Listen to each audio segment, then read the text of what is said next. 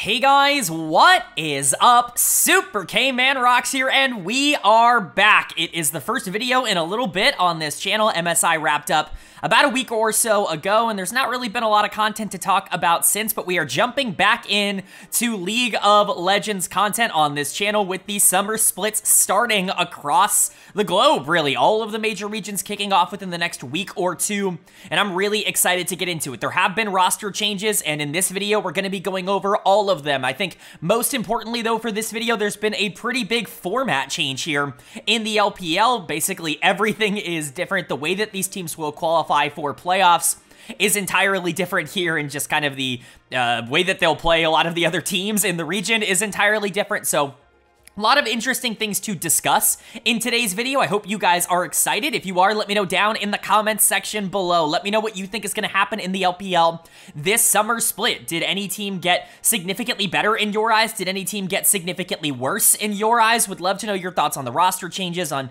you know, what teams you think might over or underperform what they did in the spring split, might change up how they play, etc., etc. Always interested to hear your thoughts and feedback. But today, for me, it's going to be a pretty in-depth run-through of everything you need to know about the LPL in the summer split, or going into the summer split here in 2024. That's going to be a format explainer. We're going to go over all 17 teams, their expectations, not only in terms of their group, but just generally, like, getting out of the groups, whether or not I think these teams can be playoff teams, etc., etc. You know, we will be grouping a lot of these teams in terms of, you know, how strong or how weak they end up being, and, of course, I'll give my predictions on who I think will be coming out of this first group stage in the upper and in the lower kind of groups, if you will. It's a very weird format, and we will definitely talk about it, but I do want to start off. One thing that we are bringing back here, or actually kind of introducing to the primer videos in particular that have been in some of the off-season content, is actually going to be the grades, and you're going to see up on the screen now my grading scale. This is going to be familiar to the people who watched my off-season content back in December and January when we were going over all the big roster changes for these regions. I will be giving individual grades to each player that we talk about here today. Now,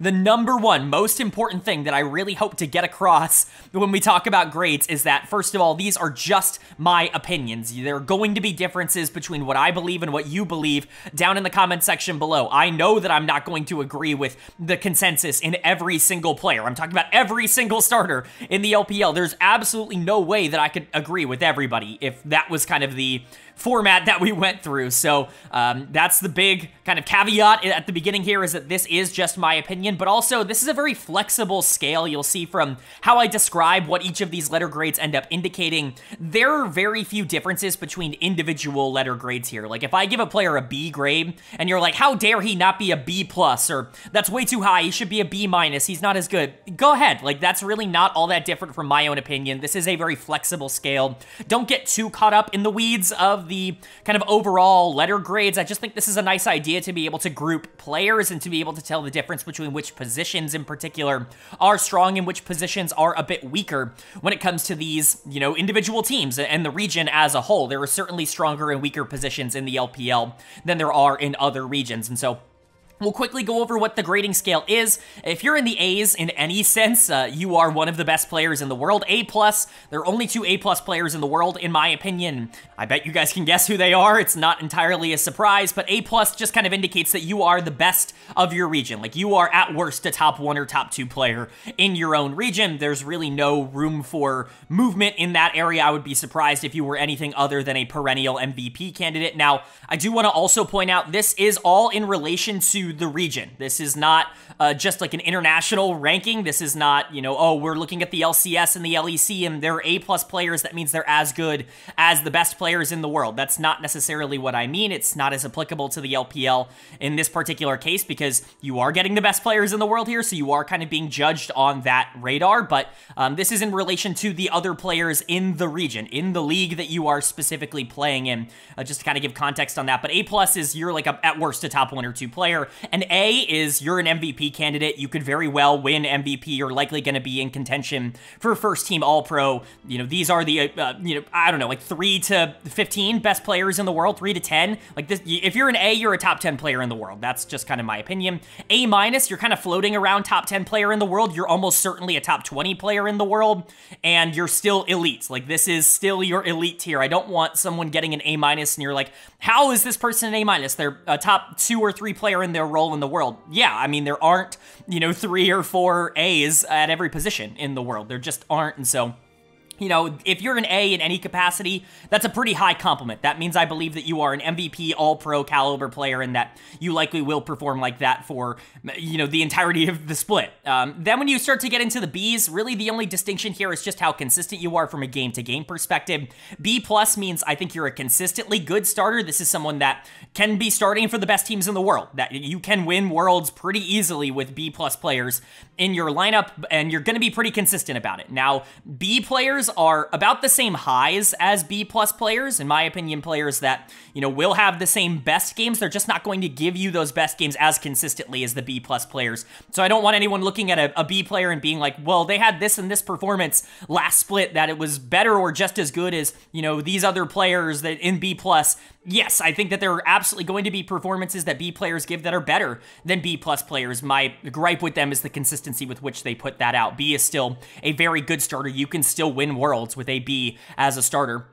And then when you start getting into the B minuses, this is someone that I feel is, you're okay with them starting. Oftentimes, this is going to be one of the more interesting players on like the lower or the middle tier teams in the league. But if you're one of the best teams in the league, if you're trying to win the LPL and you've got a B minus, this is where you start to get like they should be starting in the LPL. There is absolutely no doubt about that. But are they really good enough to be able to win like the entire league with? That's when those questions start to come in for me with B minus. And then once you start to get into the C's, these are players that I have actual questions about. C+ to me, a starter, someone that I think is worth giving a shot to, has shown either a good amount of upside, in terms of the LDL, if I've seen them play really well at a lower level of competition, or alternatively, a player who just hasn't had everything click for them at the top level yet. These are players that should be given opportunities, are interesting, but have not proven that they deserve to be guaranteed starters in the LPL yet. When you get to C, that's really like okay, you've shown quite a bit of bad tape, you've shown good tape, you're inconsistently okay. This is like a borderline starter. I wouldn't be mad if any of the C's got replaced, but I also understand why you might want to stick with them if it were like continuity or just giving another shot to a player who maybe underperformed. Anything below that, C-, anything in the Ds, those are players that I personally don't believe should be starting at the LPL level. They've proven enough at this point to say, like, I don't think you're really good enough to be playing here. That only applies to one player as we talk about the current rosters in the LPL, but that's the grading scale. Again, very flexible. If I give a B grade to somebody and you think they should be a B- or a B+ or even a C+ or an A-, it's really not all that off from what I believe, but I wanted to go in depth on what I think of these grades and what they kind of represent. I think that they all kind of have an individual niche, and so that's the grading scale, but one of the things that I want to do here for the LPL video that we're not going to do for any of the others is actually go over the format, because quite frankly, this is a super confusing format. This is not a, just plug and play, oh, I understand what's going on kind of format. There are a lot of weird intricacies that just don't really make a lot of sense, and a lot of weird arbitrary numbers thrown around that I think, it's worth explaining for people who might not have been up to date in terms of the news and how the format has changed. So up on the screen, you can see kind of my overview of the format. This is the easiest way that I could possibly try to lay this out in a visual capacity. It's color-coded, so the colors kind of lean into each other. You can see the top 2 is highlighted in green and pool 1 is highlighted in green, because if you are in the top 2, you go into pool 1, etc., etc. So we'll talk about this. The first stage is that every single team in the LPL has been broken up into 4 groups. Groups A through D, very similar to Worlds. One of these groups, of course, is 5 teams because the LPL is 17 teams overall. But really, all you need to do is not be bottom 2 in these groups. I believe they play each other double round robin, best of 3, and this is where Fearless Draft comes into play, which is kind of the new big buzzword in League of Legends. It's not new, I guess I should say, but Fearless Draft is something that a lot of people have been really excited about. The LDL has had it for a long time. We've seen it introduced in places like the NACL, Challengers League over in the LCK is getting it, and so Fearless Draft is kind of taking over a bit. If you're not familiar with Fearless Draft, what that means is that if a champion is picked in the first game of a best of 3, then they can no longer be picked by that same team in games 2 or 3. So once a champion has been used, it's kind of taken off the board and you can no longer use it for the rest of of the series. It's supposed to open up champion diversity. It's supposed to encourage players to be able to play multiple different champions, and that's kind of the big change. But with this double round robin group format, you're essentially seeing some of these groups be a little bit stronger and a little bit weaker than others. All you have to do is not be bottom 2. If you are bottom 2 in your first group, whether that means you're in a 4-team group or a 5-team group, you go into pool 2. That's going to be kind of your lower pool. And then if you're either top 2 or top 3, just not bottom 2, you go into the upper pool. What essentially happens from there is the upper pool all plays each other. If you get top 7 out of 9 in that upper pool, you automatically qualify for the playoffs. Bottom 2 in that upper pool, after everybody plays each other, then goes into another competition with the top 4 from pool 2. So essentially, what it is that if you finish top 2 in your first group, you're guaranteed at least a play-in stage playoff series, and if you finish bottom 2, then you need to do really well in that second, single round robin, best of 3 kind of pool stage in order to get into that play-in stage. The bottom 4 teams in that lower pool will immediately be eliminated, and then the top 4 teams from that lower pool, the bottom 2 teams from that upper pool will then be put in like a play-in style playoff bracket to then determine the 10 playoff teams that go into the LPL playoffs, and the LPL playoffs are the same format. And so essentially all this is trying to determine an easier way, quote unquote, to get into that playoff format. I think this format is very confusing. I'm not really a huge fan of it. It's going to take a long time before we see any matchups between the best teams in the region, which is kind of always what we're looking forward to. We don't get as many dynamic matchups, but I understand that I guess this was done so that you don't have as many bottom teams facing off against each other. It's kind of similar to what the LEC did. Get the bottom teams out so that you have more games between teams that are actually relevant and actually have stakes on the line. I understand that regular season games can sometimes be a little bit inconsequential, but this is definitely a little bit of a different format. I hope I explained it as well as I possibly could have. This is a very confusing one. There really isn't a lot of explanation that is clear and concise to get this across, but essentially you just need to get top 2 or top 3 depending on your group in the first stage, and then just be good enough to get top 7 in that second stage. You guarantee yourself playoffs. Outside of that, if you're bottom 2 or if you're not as good in the upper pool, then you do have to kind of work a little bit harder. You have to play a couple of extra playoff series, some play-in series to get in, but hopefully this should narrow down the competition to really the best and not just the ones who were the most consistent in the regular season. So that's really how this ends up working out. I know it's a bit of a confusing format, but I did want to have some sort of visual graphic to kind of go over that at the beginning of this because it is such a drastic change. But with all that being said, we can now actually get into the primer. It is going to be a little bit of a different kind of overview, a little bit of a different format in terms of how we normally do things. Typically speaking, in these primers, we go from last to first in my personal power rankings, talking about where these teams lie, but because it doesn't really matter where teams lie between number 1 and number 17, at least not in terms of overall rankings, I'm actually going to be going group by group from last to first in terms of my personal prediction. So we'll start with all of the Group A teams, then we'll go to the Group B teams, go to the Group C teams. That should give a better idea of where these teams are going to land, and of course, we'll still have those 1 to 17 power rankings. It's just going to be listed on the screen. We're not going to be going in that order. So without further ado, let's jump right into that. And jumping into it means we get to start off with Group A. This is the first group that was drawn. Of course, these teams were seeded into pools, if you will, Pool 1, Pool 2, Pool 3, and Pool 4 to kind of draw from so that these groups were relatively balanced. Of course, there were a couple of teams that had to be split up because there are 4 home arenas, quote unquote, in the LPL, so they had to be in different groups. But these groups are actually pretty well balanced, in my opinion, especially with how the rosters ended up working out. I think this all ended up working out well. I think the 9 best teams will likely get out of their groups, and we'll talk about that as we continue to go along. But Group A, as it was drawn, is going to be up on the screen now. Going over who those teams are, your number 1 pool team is LGD Gaming. They were a top 4 team pretty easily in the spring split, as expected, so they get drawn here to Group A. FPX is your Pool 2 team. Thunder Talk is your Pool 3 team, and Edward Gaming is your Pool 4 team. This, of course, was based off the results from the spring split, so EDG being a bottom 4 team means that they were Pool 4, even though they are EDG. This is definitely kind of an intriguing group. I think it's clear who the favorite in this group is, but I think the second seed is honestly more open for debate than it's been in some other than it will be in some other groups as we talk about it. But going along, the team that I think will be getting last in this group, the team that I pretty clearly think is the weakest in this group, at least for now, is going to be Thunder Talk Gaming. I have them coming in 4th in this group. I just do not think that they are on the same mechanical level as the other teams here. There were upgrades made elsewhere in this group that I think will help some of the other teams stay, at the very least, competitive. Thunder Talk not making any changes going into the summer split. split, and I think that that might be something that hurts them. Other teams getting better, them not getting better. They already weren't particularly good in spring. It already feels like they've been getting worse and worse split over split, and I do think that that is a bit of a problem, but let's go ahead and talk about it. First of all, what you're seeing up on the screen. If you're new to the Primer Series, you know, this is going to look a little bit crazy. If you're familiar with the Primer Series, this is probably pretty normal to you in terms of what you see on the screen. You see spring split, you know, the record in spring where they finished in the spring playoffs. My personal power ranking of this team from number 1 to number 17. In Thunder Talk's case, I have them at 14 out of 17 teams in the LPL going into the summer split.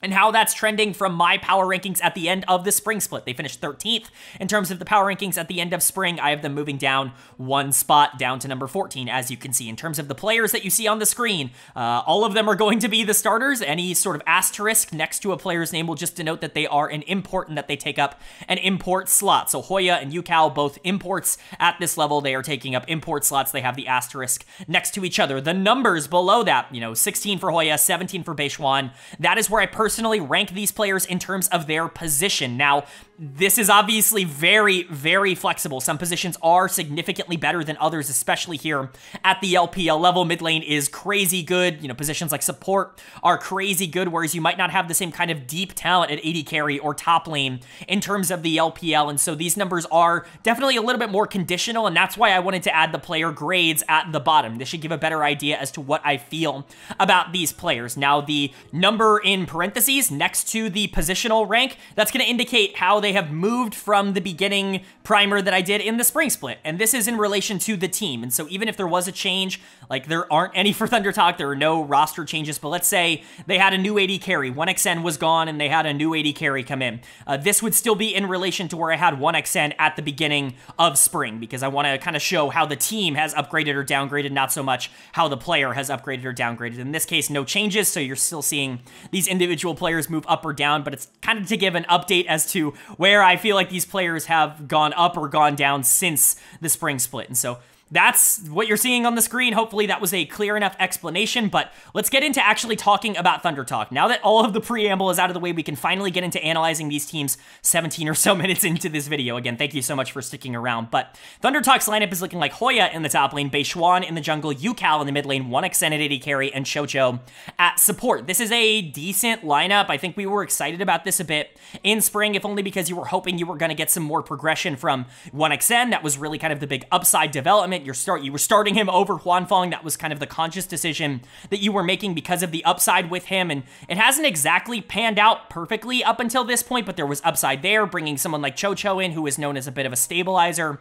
down in the support position to add on to Yukao, who is a star here in the mid lane, did give some optimism, some confidence that this could potentially be a playoff team, a top 10 team in the LPL. Things did not work out like that in the regular season. They were super inconsistent. They won some series that they probably shouldn't have won, but they lost a lot of series that they really were not supposed to lose. And I think the problem is that they just do not have enough consistent talent. As you can see, I really value Yukao. He comes in as my number 5 mid laner in the LPL, and mid lane is crazy good in the LPL. He actually comes in, I believe, at the top of B tier, the number 1 player in that B tier for me, which remember is a player that I think is really talented, might not give you the best on a game-to-game basis, but he's going to have some performances where he just utterly dominates, and that's Yukao, right? He's been phenomenal ever since he's come over here to Thunder Talk. It felt like his career was stagnating a bit when he left the LCK. Not so much here in the LPL. He has come in and been a star for Thunder Talk, but the problem is they just do not have enough talent around him. There really isn't anybody else in this team that has won them games in any sort of consistent way. I think 1xN and Chocho are fine as a bot lane, coming in at 11 and 13 for me. One thing that I will point out, there are positions that I said that are weaker than others in terms of depth. AD carry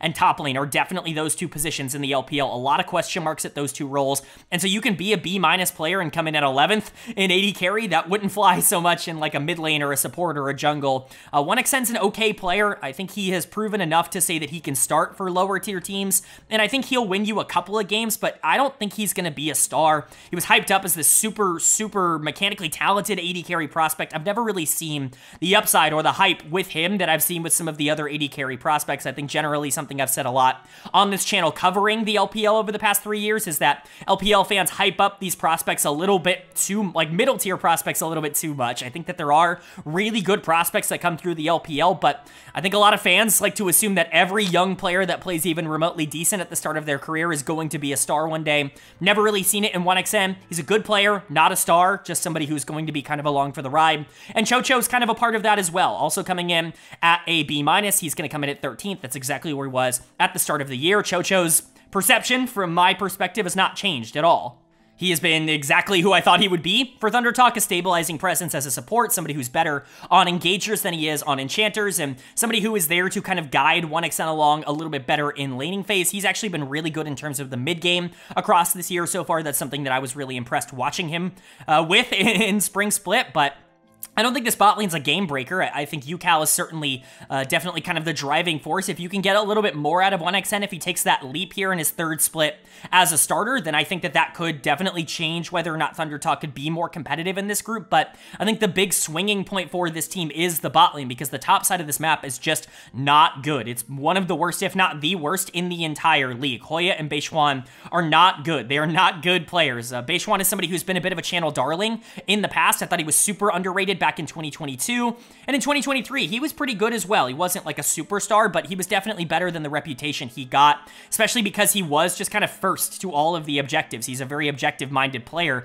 The problem in that is that his mechanics are a bit lacking. It's always been a bit of a problem for him, is that he's just not mechanically talented enough to be able to compete with the best junglers in the LPL, and that really came to fruition in the Spring Split. He was horrendous, clearly the worst jungler in the league in Spring, and one that I would project to continue being the worst unless those mechanical problems end up fixing themselves. His mechanics have gotten worse, and it doesn't feel like his macro is good enough to be able to live up to that. A player that I've really liked in the past has shot down my rankings. He's down at number 17, the last ranked jungle in the entire league. And then Hoya, the only saving grace for him is that top lane has a lot of weaknesses across the board in terms of starters. That's the only reason he's not coming in at number 17. Another player who looked pretty good when he first came over to the LPL from the LCK. He was not a star, but kind of in that middle tier of top laners where you would feel okay about playing him. Wasn't going to win you games, but wasn't going to lose you games on the top side of the map. You can survive with that, but he has slowly just devolved. His laning stats are horrendous, and he really offers nothing in terms of the late game team fighting.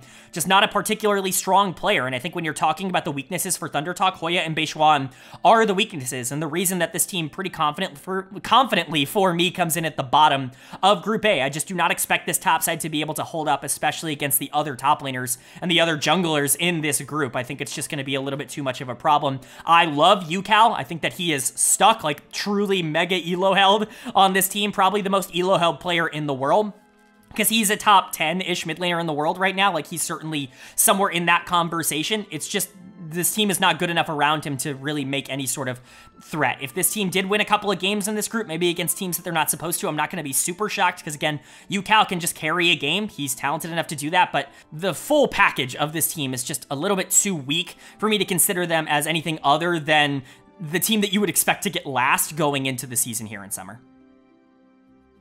But then moving on to the team that I expect to get third. Remember, bottom two still goes down into the lower group, and so you don't want to get third just as much as you don't want to get fourth. It doesn't really matter if you're not top two in Group A, and unfortunately for me, coming in third in this group, it is going to be Edward Gaming. Still, as a Pool 4 team, getting third really isn't the worst thing in the world if that ended up being the case, but they actually made some noticeable changes going into summer that I think will make this team a lot better. As you can see, I actually power rank them in the top 10. I think this is a top 10 team in the LPL in terms of the changes that they made and the direction that they're moving in, but I want a big caveat here. A lot of that optimism is me believing that some of the players that were on this team not only are going to take leaps that I think are realistic to expect from them, but that someone like Jeje can come back from injury, can come back from even really not playing all that great before he was hurt in a really strong manner and be the Jeje that we know. And so there are caveats when it comes to EDG being good, but I don't think even at their best, they're going to be a top 2 team in this group, although I do think that they absolutely have the talent to be able to compete for that, more so than maybe some other third place teams in other groups. So let's go ahead and talk about it. Their lineup is looking like Solo Kill in the top lane, Jeje in the jungle, Cryan in the mid lane, the Snake at AD carry, and Wink at support. Now, there is going to be some roster fluctuation with some of these teams. Not all of the rosters are guaranteed to be the same 5 that I have on the screen starting. Leave is still on this team. He's listed as kind of the sub AD carry. He might be the starter here. If they want to start Leave and Wink, I think that that gives you a higher mechanical upside, but probably a little bit of a lower floor in terms of what you could expect out of that AD carry position. We'll talk about why I think the Snake is likely going to be the player that plays here and why I think that might even be the right decision, but everybody else is the starter here for this team, so we'll go ahead and talk about it. The star of this team that you are retaining is, of course, Jeje. Didn't play a majority of the spring split because of injury, he was in the hospital.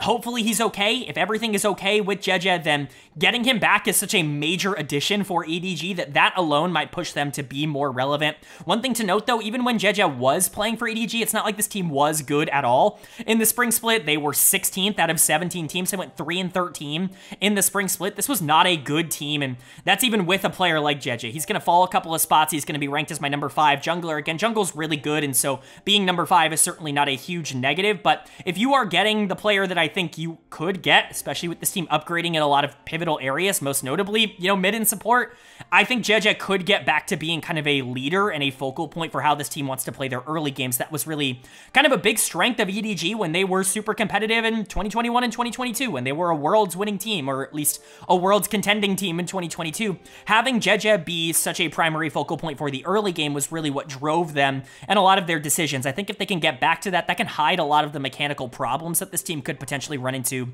in laning phase. And so a lot of the optimism on this team surrounds Jeje, and then you've got 2 rookies coming in to kind of try and fill some voids that this team has just not been able to fill. Solo Kill is going to be the full-time starter here in the top lane. Was not particularly good when he got opportunities in the spring split, which is why he comes in all the way at number 15. This is minus 12 spots. This is an example of kind of the... I'm not rating Solo Kill as minus 12 from himself. In the spring split, it's minus 12 from Ale, who is one of the best top laners in the LPL, in the world, in terms of mechanics. Solo Kill is not going to be that player. He's not going to be a top 3, top 4 top laner in the LPL. He's going to be a lot closer to being a major question mark for this team. But Solo Kill does have mechanical upside. There were some good moments from him in terms of laning in particular in the spring split. It just has not been a complete package. He is a major question mark for this team, which is why he comes in as a C. This is a player who is not proven that he deserves to start in the LPL by any metric, and the same thing can be said about the Snake. Now, the difference between Solo Kill and the Snake for me is the Snake had a much better spring split, and I think the growth trajectory was there for the Snake. He's never going to be a player that I expect to be a superstar, but the reason that I like him, especially if he is going to be starting here for EDG, is that his floor is just a bit higher than other AD carries that you are going to get. Maybe his ceiling isn't quite as high, but he doesn't take these crazy risks. He's not somebody who's going to be going out there and losing you games, and especially as we saw him get more comfortable playing alongside the rest of EDG at the end of the previous split, he actually was making positive plays for this team and was winning team fights for them if they were putting resources into him. So I think the Snake could be an okay player. Again, comes in at 15 for me. Not a highly rated player, certainly not somebody that I think is going to dominate the game, and not somebody that I think is like a plus for EDG in terms of whether or not they can make top 10, but somebody that I think is intriguing, maybe more so than maybe the C grade and the number 15 would indicate here for me. But the changes are you're bringing in 2 players from Invictus Gaming here. Cryan in the mid lane, Wink in the support position. These are good players, like genuinely good players. Cryan was winning games single-handedly for Invictus at the beginning of the spring split. He was on MVP pace, like through the first 4 weeks or something of the split. The problem was Invictus just completely fell off. Cryan, unfortunately, had Azir disabled for a lot of the LPL split, which was not ideal because that's his signature champion and certainly the one he was succeeding on the most. But Cryan's a good player. He comes in at the top of that B- tier. I don't think he's a star. I think that there are a lot of really good mid laners here in the LPL, and Cryan's just kind of a good one, but certainly a starting caliber mid laner, which quite frankly is something they have not had all year long. Fisher was a disaster for this team. And to get literally anyone inside this building that can remotely hold down that position, like that could unlock jungle so much. If Cryan is just good enough to be able to survive laning phase, which Fisher wasn't, like he was losing in every matchup, then Jeje could have an infinitely better split on his own with that regard. So Cryan coming in I think is definitely a positive, and Wink coming in I think is a really good addition for EDG. I really like Wink. I've gone from not really understanding why he has a spot in the LPL to being like, this guy could be a top 5 support if the right circumstance was around him. His understanding of the game is incredibly high. I now see why Invictus saw a role swap to support as something that could be really beneficial for him from that AD carry role, because his macro is really good, and it took some time for him to get there, but once he learned the role, once he got a bit more comfortable, he's become one of the more consistent supports in the entire region. He comes in as a B-graded player for me, one of the higher-graded players on this team, and I think this is a notable addition. If you have a player like Wink, who, yes, is a little bit more roam-oriented, is somebody who is going to be a little bit away from bot lane, I do think that if you play for 2v2 a bit more, the Snake could have a lot more success. We were seeing bot lane get better and better for EDG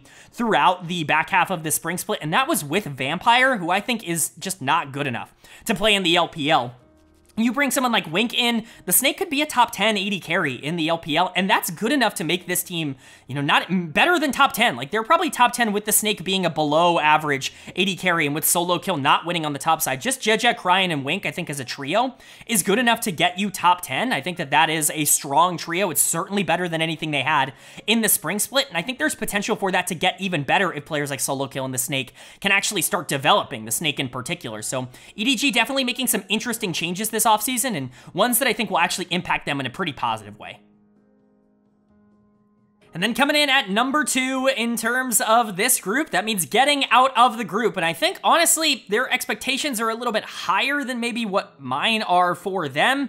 It's going to be FunPlus Phoenix. They are the Pool 2 team. They finished in the top 5 in terms of their playoff ranking. They were the number 4 seed in the regular season last split, but how much of that is sustainable, I just don't know. I don't know if this team has the talent to be able to continue to keep up with other teams that, quite frankly, just got better as we're going into the summer split here. So let's go ahead and talk about it. Their lineup for me is looking like Xiao Laohu in the top lane, Milky Way in the jungle, Care in the mid lane, Dectum at AD carry, and Life at support. Some positives, some negatives when it comes to this team. There were some breakout players when it came to the spring split. Obviously, none bigger than Milky Way in the jungle, who is going to come in as my number 4 jungler in the entire region. I don't know if this is too high. I'm still definitely, I'm not going to say 1 foot in, 1 foot out, because I'm like 1.5 feet in, but there is a universe in which Milky Way just caught a bunch of people off guard in the spring split and does return to being a good but not great jungler. I think that that's definitely a possibility. I'm going to lean on the side that mechanical difference that he showed in the spring split is legit, if only because he was so good in the LDL as well. This is a player that he wasn't like a big shock to break out. He was really, really good in tier 2 in China, and so there was really a lot of expectation for him to come in and be a good player to start off for FPX, even if he wasn't the starter on day 1.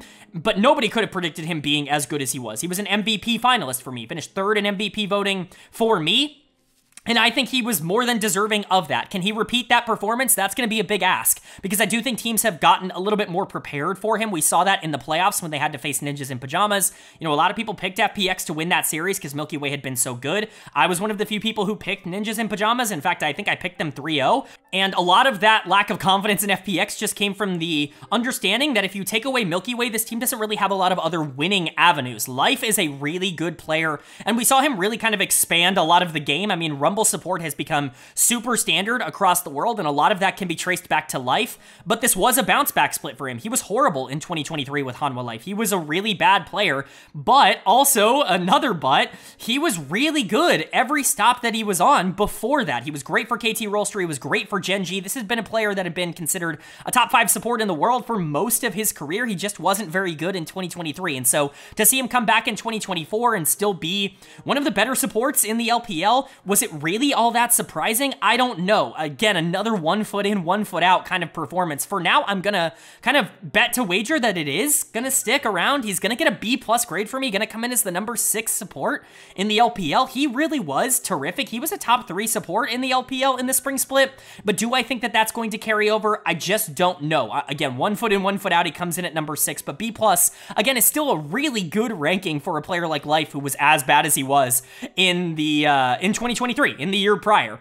Then you've got Dectum. Dectum's more than serviceable enough for you to be able to win with in the bot lane. Again, 80 carries right now, just not that many like provenly great 80 carries at the LPL level. The really good ones are great. Like the top 5 ADCs in the LPL are all game breakers. Like they're all A caliber players. But once you start getting to like 7 or 8. Like, the drop-off is real when it comes to the middle tier of AD carries at this level, and Dectum just kind of fits into that. I think Dectum's a good player. He's somebody who I've defended a lot on this channel over his years, whether it's on Nongshim, whether it's on Damwon, whether it's on DRX. Last year, I think he's always been a bit better than maybe the community has given him credit for, and I think he showed that for FPX. Wasn't the star for this team. Again, a lot of resources going into the jungle because, you know, you have a carry jungler. You have Milky Way who wants to play like the super aggressive, resource-heavy jungler that he is, and so Dectum ends up playing this lower resource AD carry role, but he fits really well into that, and especially if life is going to be a bit more of a focal point in terms of like laning 2v2, Dectum is more than happy to I think, take that lower resource role and do really well with it. So he comes in as a B-, you know, a good player, an okay starter, maybe not one that I think would be super on point for winning the LPL. I just don't know if he has that mechanical upside, but certainly one you can get to an, you know, a top 4 seed with, and jungle and bot lane were the strength for this team and the reason that they were a top 4 seed last split. The concerns for me do come in the form of these solo laners who I don't know if they're good enough. I don't know if these players are good enough for you to be able to, you know, win at a high level with, especially in comparison to the other talent in their roles. I think Care, a player who I was actually pretty high on going into the year, somebody whose tape I liked a lot, going back to 2023, going back to 2022, I thought that he was a bit underrated by the community as a whole. And then he comes out in spring and he's bad. He's legit one of the like 3 worst mid laners in the region. He's losing lane constantly. He's never really able to keep up in terms of pressure on the map. He's really kind of at the mercy of whether or not Milky Way wants to invest resources into his lane.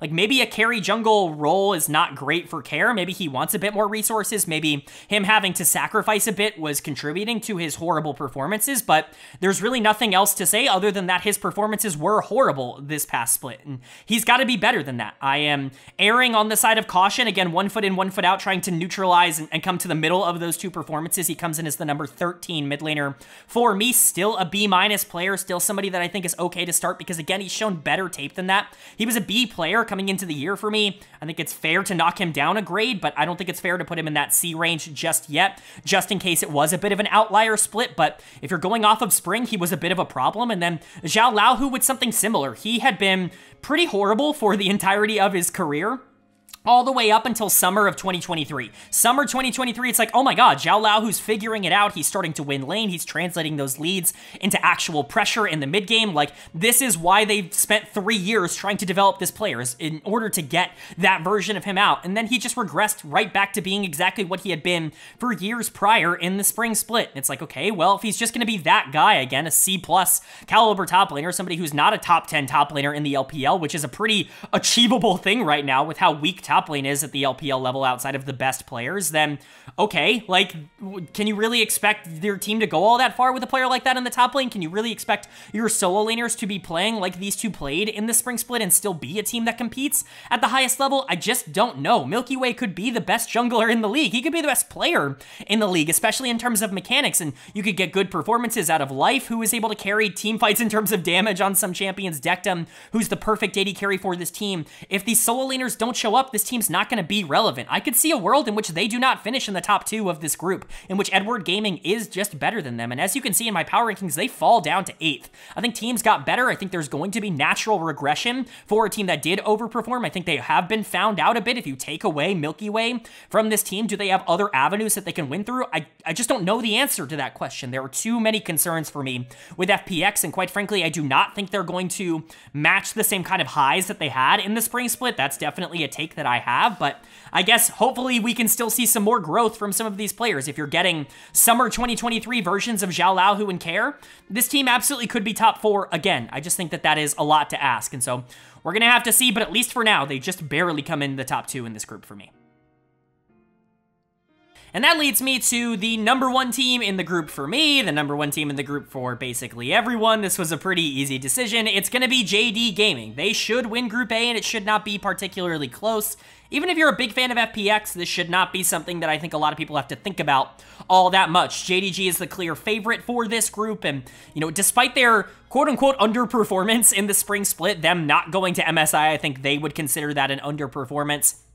I think they're still one of the best teams in the world. As we saw, it's not like the other teams that are kind of around this area are guarantees. Like, they all have their own weaknesses. You know, Top Esports themselves have shown their own weaknesses, the team that beat them in the playoffs twice to get there. And so if JDG can just kind of stabilize a little bit, this team could absolutely go on a run and win the LPL. That is a super realistic expectation for JD Gaming, even if they weren't able to achieve something like that in the spring split. So we'll talk about it. Their lineup, at least for now, is looking like Flandre in the top lane, Kanavi in the jungle, Yagao in the mid lane, Ruler at AD carry, and missing at support. No changes, at least no real changes. The only actual change here is Flandre over Sheer in terms of my preseason kind of report here, because I thought Sheer was going to be the starter for this team. All reports said that Sheer was going to be the starter, and Sheer did play quite a bit in the regular season, was actually pretty good, was able to really dominate some good top laners, even if he wasn't super consistent just yet. For someone who's never played competitive, he sure did pretty well to start off, but it does seem like Flandre is going to be the pick, at least at the start of the split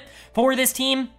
That's not really a concern for me. I do think Flandre is the one player you're looking at and saying, a bit more inconsistent than the rest of this team. You know, Kanavi, Yagao, Ruler, missing. These are all players that are pretty consistently great, and we'll talk about how even though some of them underperformed the expectations in the spring split, I still expect them to be better in summer. But Flandre is going to be the quote-unquote question mark, if only because there are going to be some games that he just gets trounced in. Most games he's going to dominate because he is just better than a lot of the people that he plays into. We saw that in the regular season. A lot of really good performances from Flandre. We saw it even in the playoffs. When Flandre was winning, he was winning harder than basically any other top laner at this level in the playoffs, but the problem was he also would have games where he would have to go play against 369 and he would just not be good enough to be able to hold up in those matchups. I think he's fine. He's the quote-unquote weakness of this team, but if you have the 4th best top laner in the league, and that's your weak link, like, okay, like, yeah, I can live with that. Like, that's still pretty freaking strong.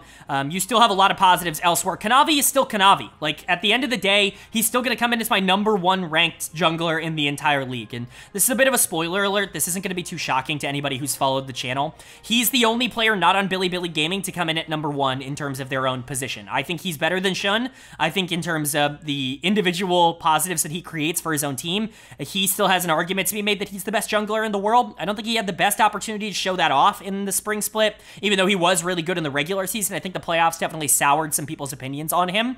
But Kanavi is Kanavi. Like, I'm going to believe he's the best jungler in the world until he proves to me that he is not. And he really has been anything, he hasn't shown anything to say that he's not the best jungler in the world. Like, he was really, really good in spring, almost underratedly good, was my first team All-Pro.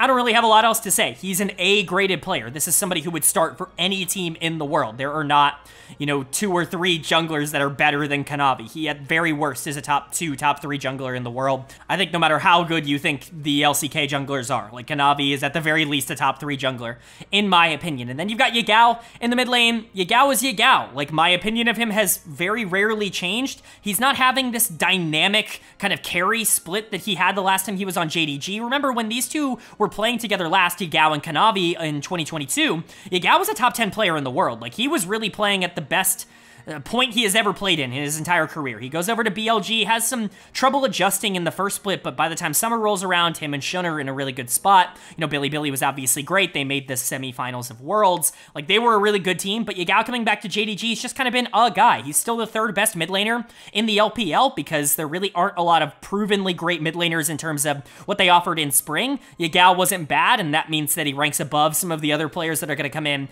at numbers 4 and 5 on this list, or number 4 in particular on this list, but he's not an A-graded mid laner. He's a B+.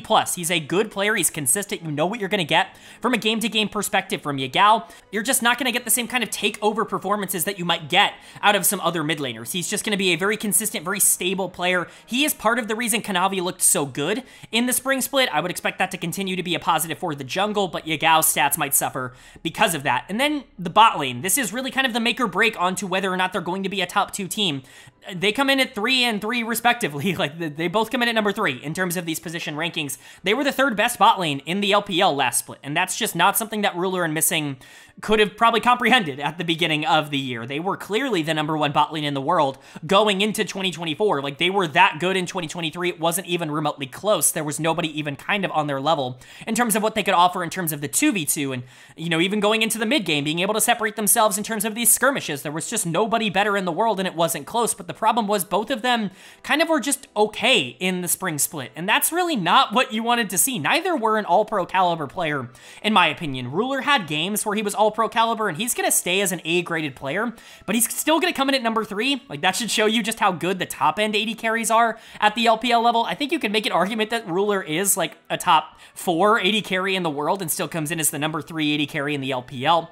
Number 1 and number 2 are just really, really strong, but even with him coming in at number 3, again, he's still an A-graded player. I still give him more benefit of the doubt than almost anybody else in the world. If the bottom of the barrel, if worst case scenario was what happened in spring, which is him being like the 5th best AD carry in the LPL, the 4th or 5th best AD carry in my opinion in the LPL, if that's like worst case scenario, if that's the floor for what Ruler offers, then you're gonna be just fine. If he can get back to being the number 1 AD carry in the world, like no doubts about it, this team is absolutely going to be contending to win the LPL, let alone be a top 2 team and make finals in the LPL. And then missing, I do give him an A- grade because I am a bit more concerned about him not being as adaptable in terms of the champions that he can play. He is really good at engagers, but he's not as good as the best engager players in the world. Like, he is an enchanter player at heart. It's why all of the metas that he has really succeeded in have been those enchanter metas where Lulu and Milio are kind of the big strong picks. That's kind of just the playstyle he likes to play for. A bit more, he's a little bit more focused on trying to get his own AD carry ahead rather than roaming.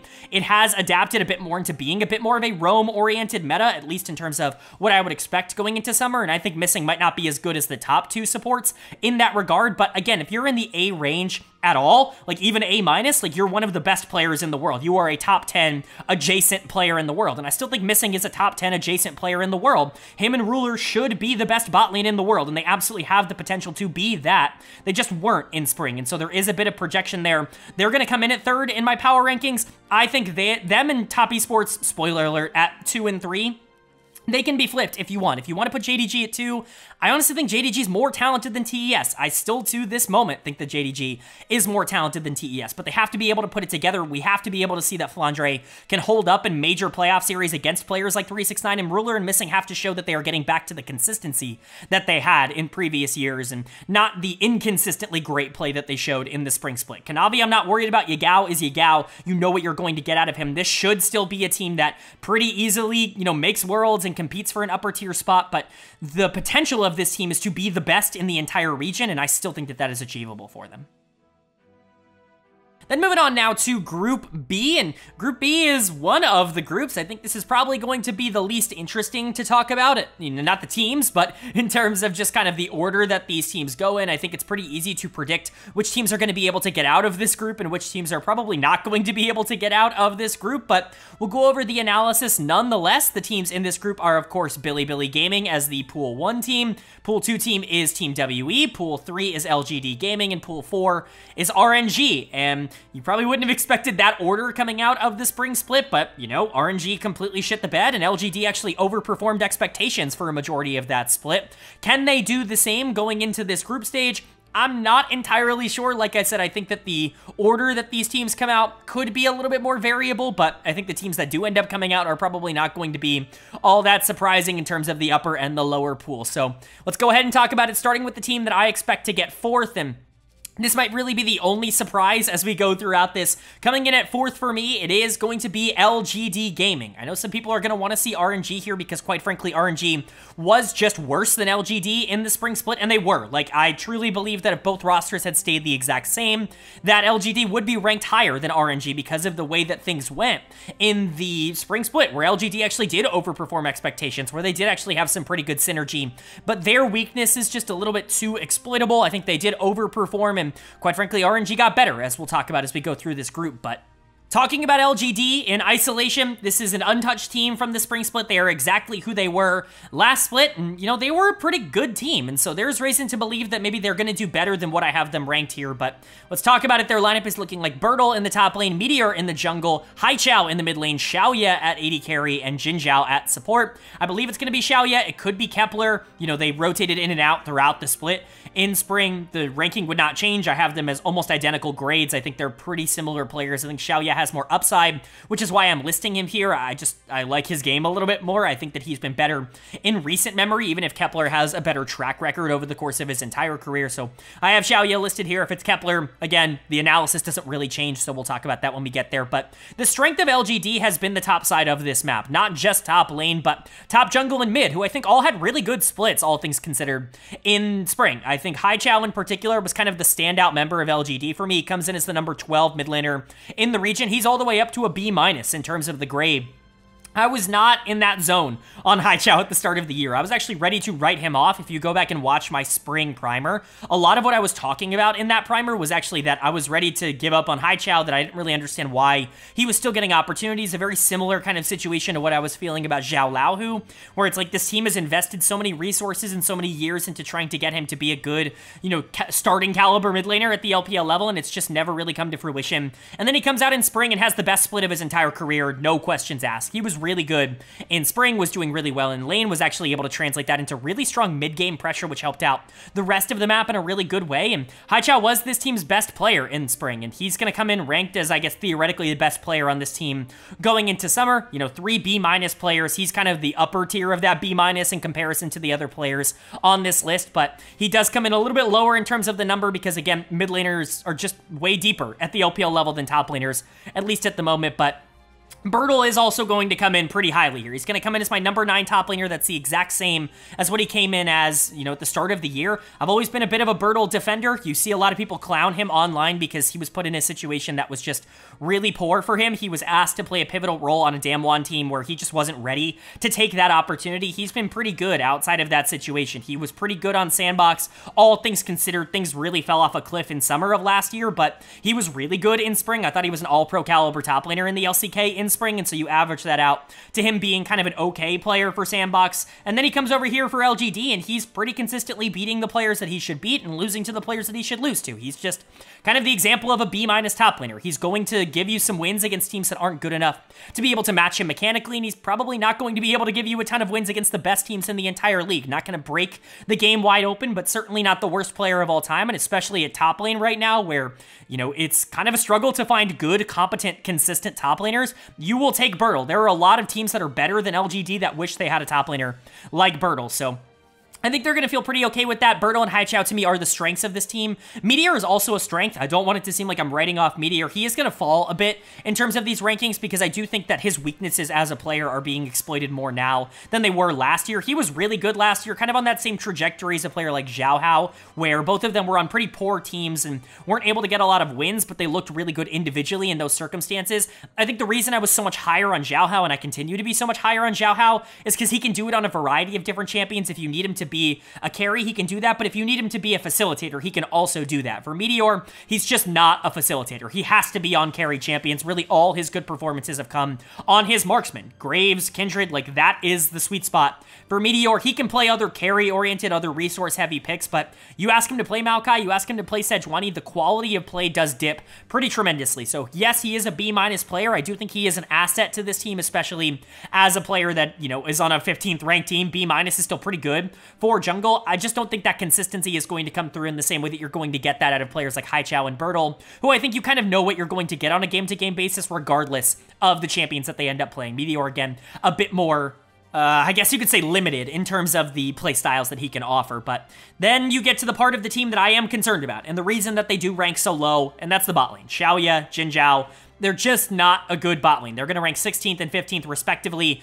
Jin Zhao's actually going to come in as a C+. I think at this point, he's kind of settled into who he is. There's going to be 3, 4, 5 games a split where Jin Zhao actually looks incredibly good, where he's able to control the map, and when he gets these gigantic leads, he's actually able to pressure that pretty well. But the other, like, 90% of the games that they play, he's just not going to be very good as a support. It ends up balancing out to where he is one of the weaker supports in the entire league, but because you do get at least some good games from Jin Zhao throughout the split, I think C+ is a pretty accurate thing. I think you're not going to die by the fact that Jin Zhao is starting for your team. You just would prefer to find an upgrade in that position. You're certainly not going to feel like you don't feel good about having Jin Zhao there, which is why he comes in at number 15. But AD carry has been a question mark for this team all split long. They have not been able to land on anyone. They've tried Xiaoya, they've tried Kepler, nothing has been able to stick for this team, and no matter who is in there, they've not really seen any sort of results.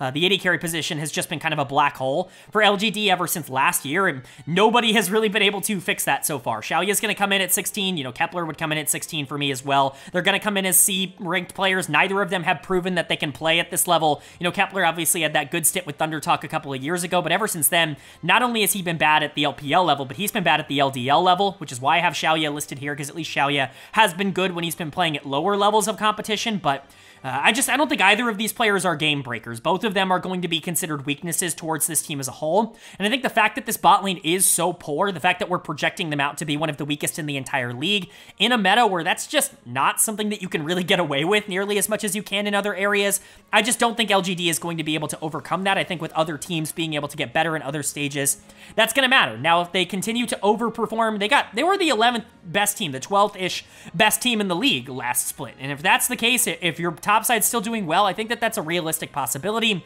This team could finish third in this group. I think that that's not out of the realm of possibility. They were a pool 3 team for a reason. I'm just not going to predict that. I think advancements that other teams made and just natural regression, this bot lane kind of coming back down to earth, the fact that there were just a lot of good mid laners and a lot of good junglers, and that's kind of where your strength is with this team.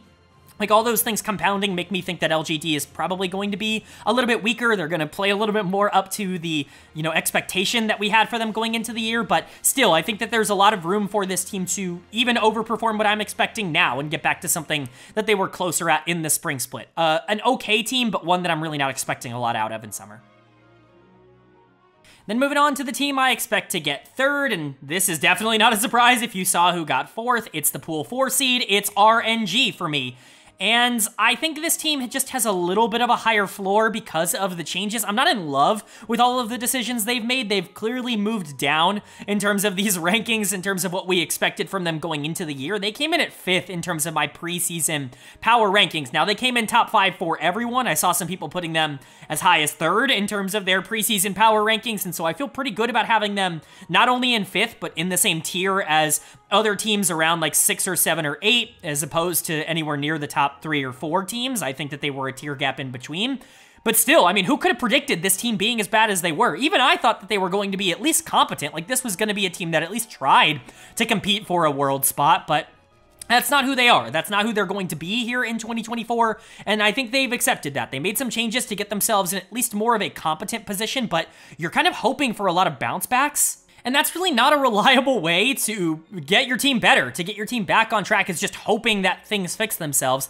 I think there is reason to believe that these players cannot be possibly as bad as they were in the spring split. There's reason to believe that hopefully some meta changes are going to get these players back on track, at least in some way, shape, or form, but you know, I don't feel confident that this is going to somehow be a top 10 team all of a sudden. This team was horrible in the spring split, and they didn't really get better across the board. They got better in some avenues, which we will talk about, but let's talk about their lineup. It's looking like ZDZ in the top lane, Wei in the jungle, Tong Yuan in the mid lane, Huanfeng at AD carry, and Ming at support.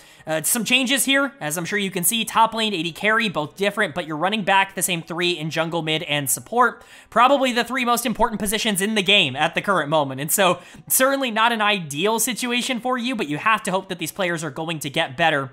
Wei is really a player that I think some people are going to look at this rating, they're going to look at this grade, and they're going to say that I'm crazy. They're going to say that I'm recency biased, but I'm sorry, Wei is just kind of a guy at this point in his career. There were times where Wei was a borderline top 5, top 7-ish jungler in the world, where he was really somebody that could make a difference. That player has not been there the last 2 years, and I really don't know what else to say. It's funny, because I got so much pushback talking about RNG in the preseason because I had LWX as like the 13th or the 12th or something best AD carry in the league, and people were like, how dare you, LWX has been on these bad FPX teams, and you clearly don't know ball, you clearly have not been watching, he's going to get back to form now that he's on a good team. Well, it turns out if a player's not been good in years, just expecting them to turn it around is not necessarily the way to go, and Wei has not been a top 6 or 7 jungler in the LPL in like 2 years. It has been a good amount of time since Wei was even really like a competent jungler at this level, and I'm expecting him to continue that trend. I still think he's okay.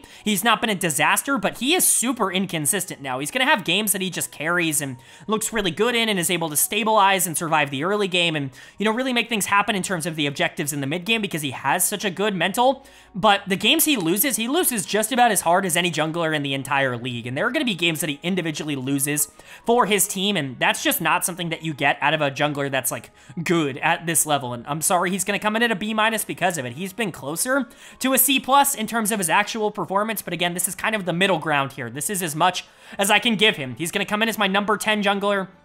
Still a top 10 jungler in the LPL, if only because he is going to have those games where he looks relatively okay. He's not LWX, who's just running it and playing horrible. Like, he'll have good performances every once in a while, but Wei is not a star anymore. And I think that line of thinking for a lot of RNG fans has certainly made roster decisions a lot more difficult for them, all things considered, because I think they can do better than Wei in a lot of different circumstances. But you're also bringing back Tong Yuan, and this is really kind of the circumstance that I just do not have confidence in. Tong Yuan is just not a good player at this level. He's going to come in as my number 16 mid laner.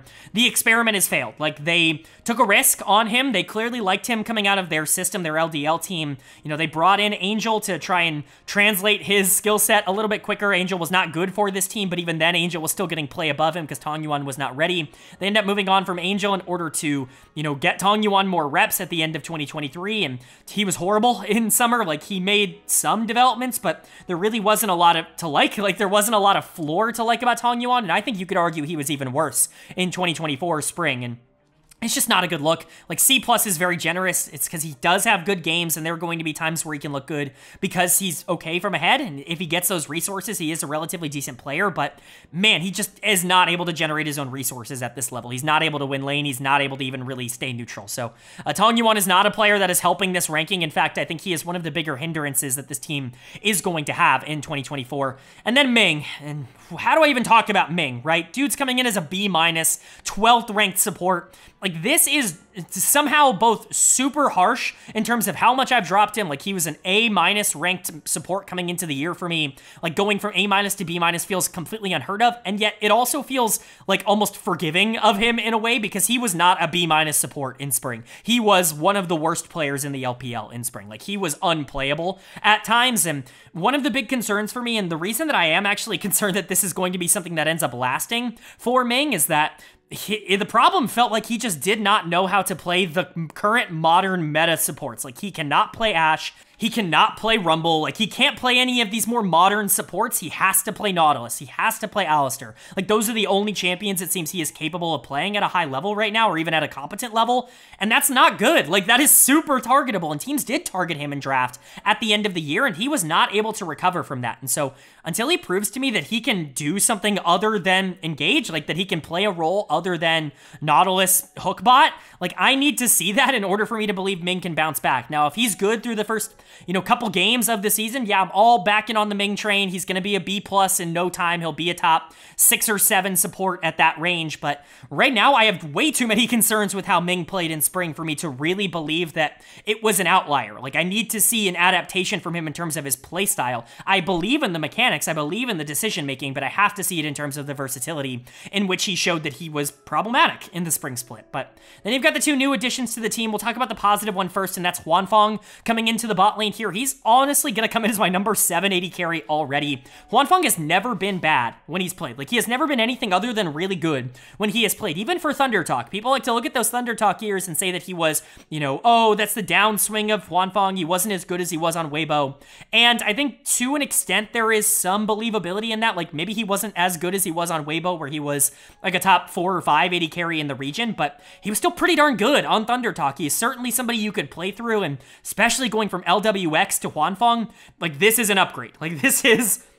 I can't stress enough how much I think this will make this team better, and I think if Ming is going to have a better split, a lot of that might be because Huanfeng is just straight up an upgrade to LWX in basically every single way. I've been begging Thunder Talk to do something with Huanfeng, whether it was convert him to a starting support position like they considered at the beginning of the year, or just play him at 80 carry because he is better than 1xN, even if I understand why they want to invest resources into him. But him getting a starting spot here on RNG, I think is actually a really good landing point for him. But again, you know, this should be an indicator, right? Ming is number 12 as a B- in the support position. Huanfeng's number 7 as a B- in the 80 carry role. Like, that's the difference. 80 carry is just not deep in the LPL. Like, having And elite level ADC is so valuable, and Huanfeng's maybe not elite. Do I think he could get there? Do I think he could be a B+ by the end of the split? Absolutely. We've seen Huanfeng be a B+ at this level, and honestly, the only thing holding him back from being a B coming into these rankings is that he hasn't played recently, and that he was benched for 1XM, and that definitely means something. They clearly saw something there, but Thunder Talk is also a horribly run organization, so maybe they just got it wrong. Maybe he comes over here to RNG and is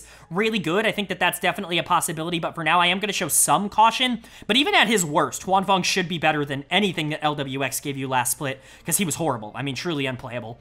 And then in the top lane, you're making a swap with Weibo. ZDZ comes in, Breathe goes out. This is a downgrade. Like, there's no other way to say that. ZDZ is just kind of a guy. I don't think he's that bad. Like, he comes in as the number 11 top laner. He's a C+, not a star. Certainly not somebody you feel, like, great about starting. He's going to lose you some games. Like, he's just not the kind of player that's going to play safe on the top side. It's never really been his MO, but he can, he can win you games every once in a while. He'll have a couple of good games every so often, and so you can kind of survive with him in the top lane at number 11, but going from Breathe to ZDZ is where this team does start to get concerning. Breathe was, without a doubt, the best player on RNG in the spring split. It wasn't even remotely close. There were some games that he just stopped trying towards the end of the split when that team went on a massive losing streak, and it was clear that, oh, he was having an even bigger impact than we thought, because the moment that he stopped, like, putting it 100%, this team couldn't do anything, but it was already noticeable at the beginning of the split just how important Breathe was to this team, and ZDZ is just not as talented as Breathe is. He's just not the same kind of player that Breathe is, and so for him coming in here, I think this is a downgrade. You're hoping that the upgrade in the bot lane is enough. You're hoping Wei can be fine. You're hoping Ming can be a bit better, that ZDZ can survive on the top side. I still don't think this is a very good team. They come in at number 12 in my power rankings. A lot of that is because I do trust that Huanfeng and Ming are going to be better than what LWX and Ming were last split, but I still don't think this is going to be a playoff team. I still don't think this is going to be a team that competes in any capacity, and honestly, if they're bad, if Huanfeng doesn't adapt like I think he will, if ZDZ continues a downward trajectory, if Ming doesn't bounce back, like, this could be the worst team in this group by a pretty easy margin. I could see that being reality, but for now, I have to trust that there is enough talent on this team to at least be better than LGD, but probably not enough to be able to make the top 10.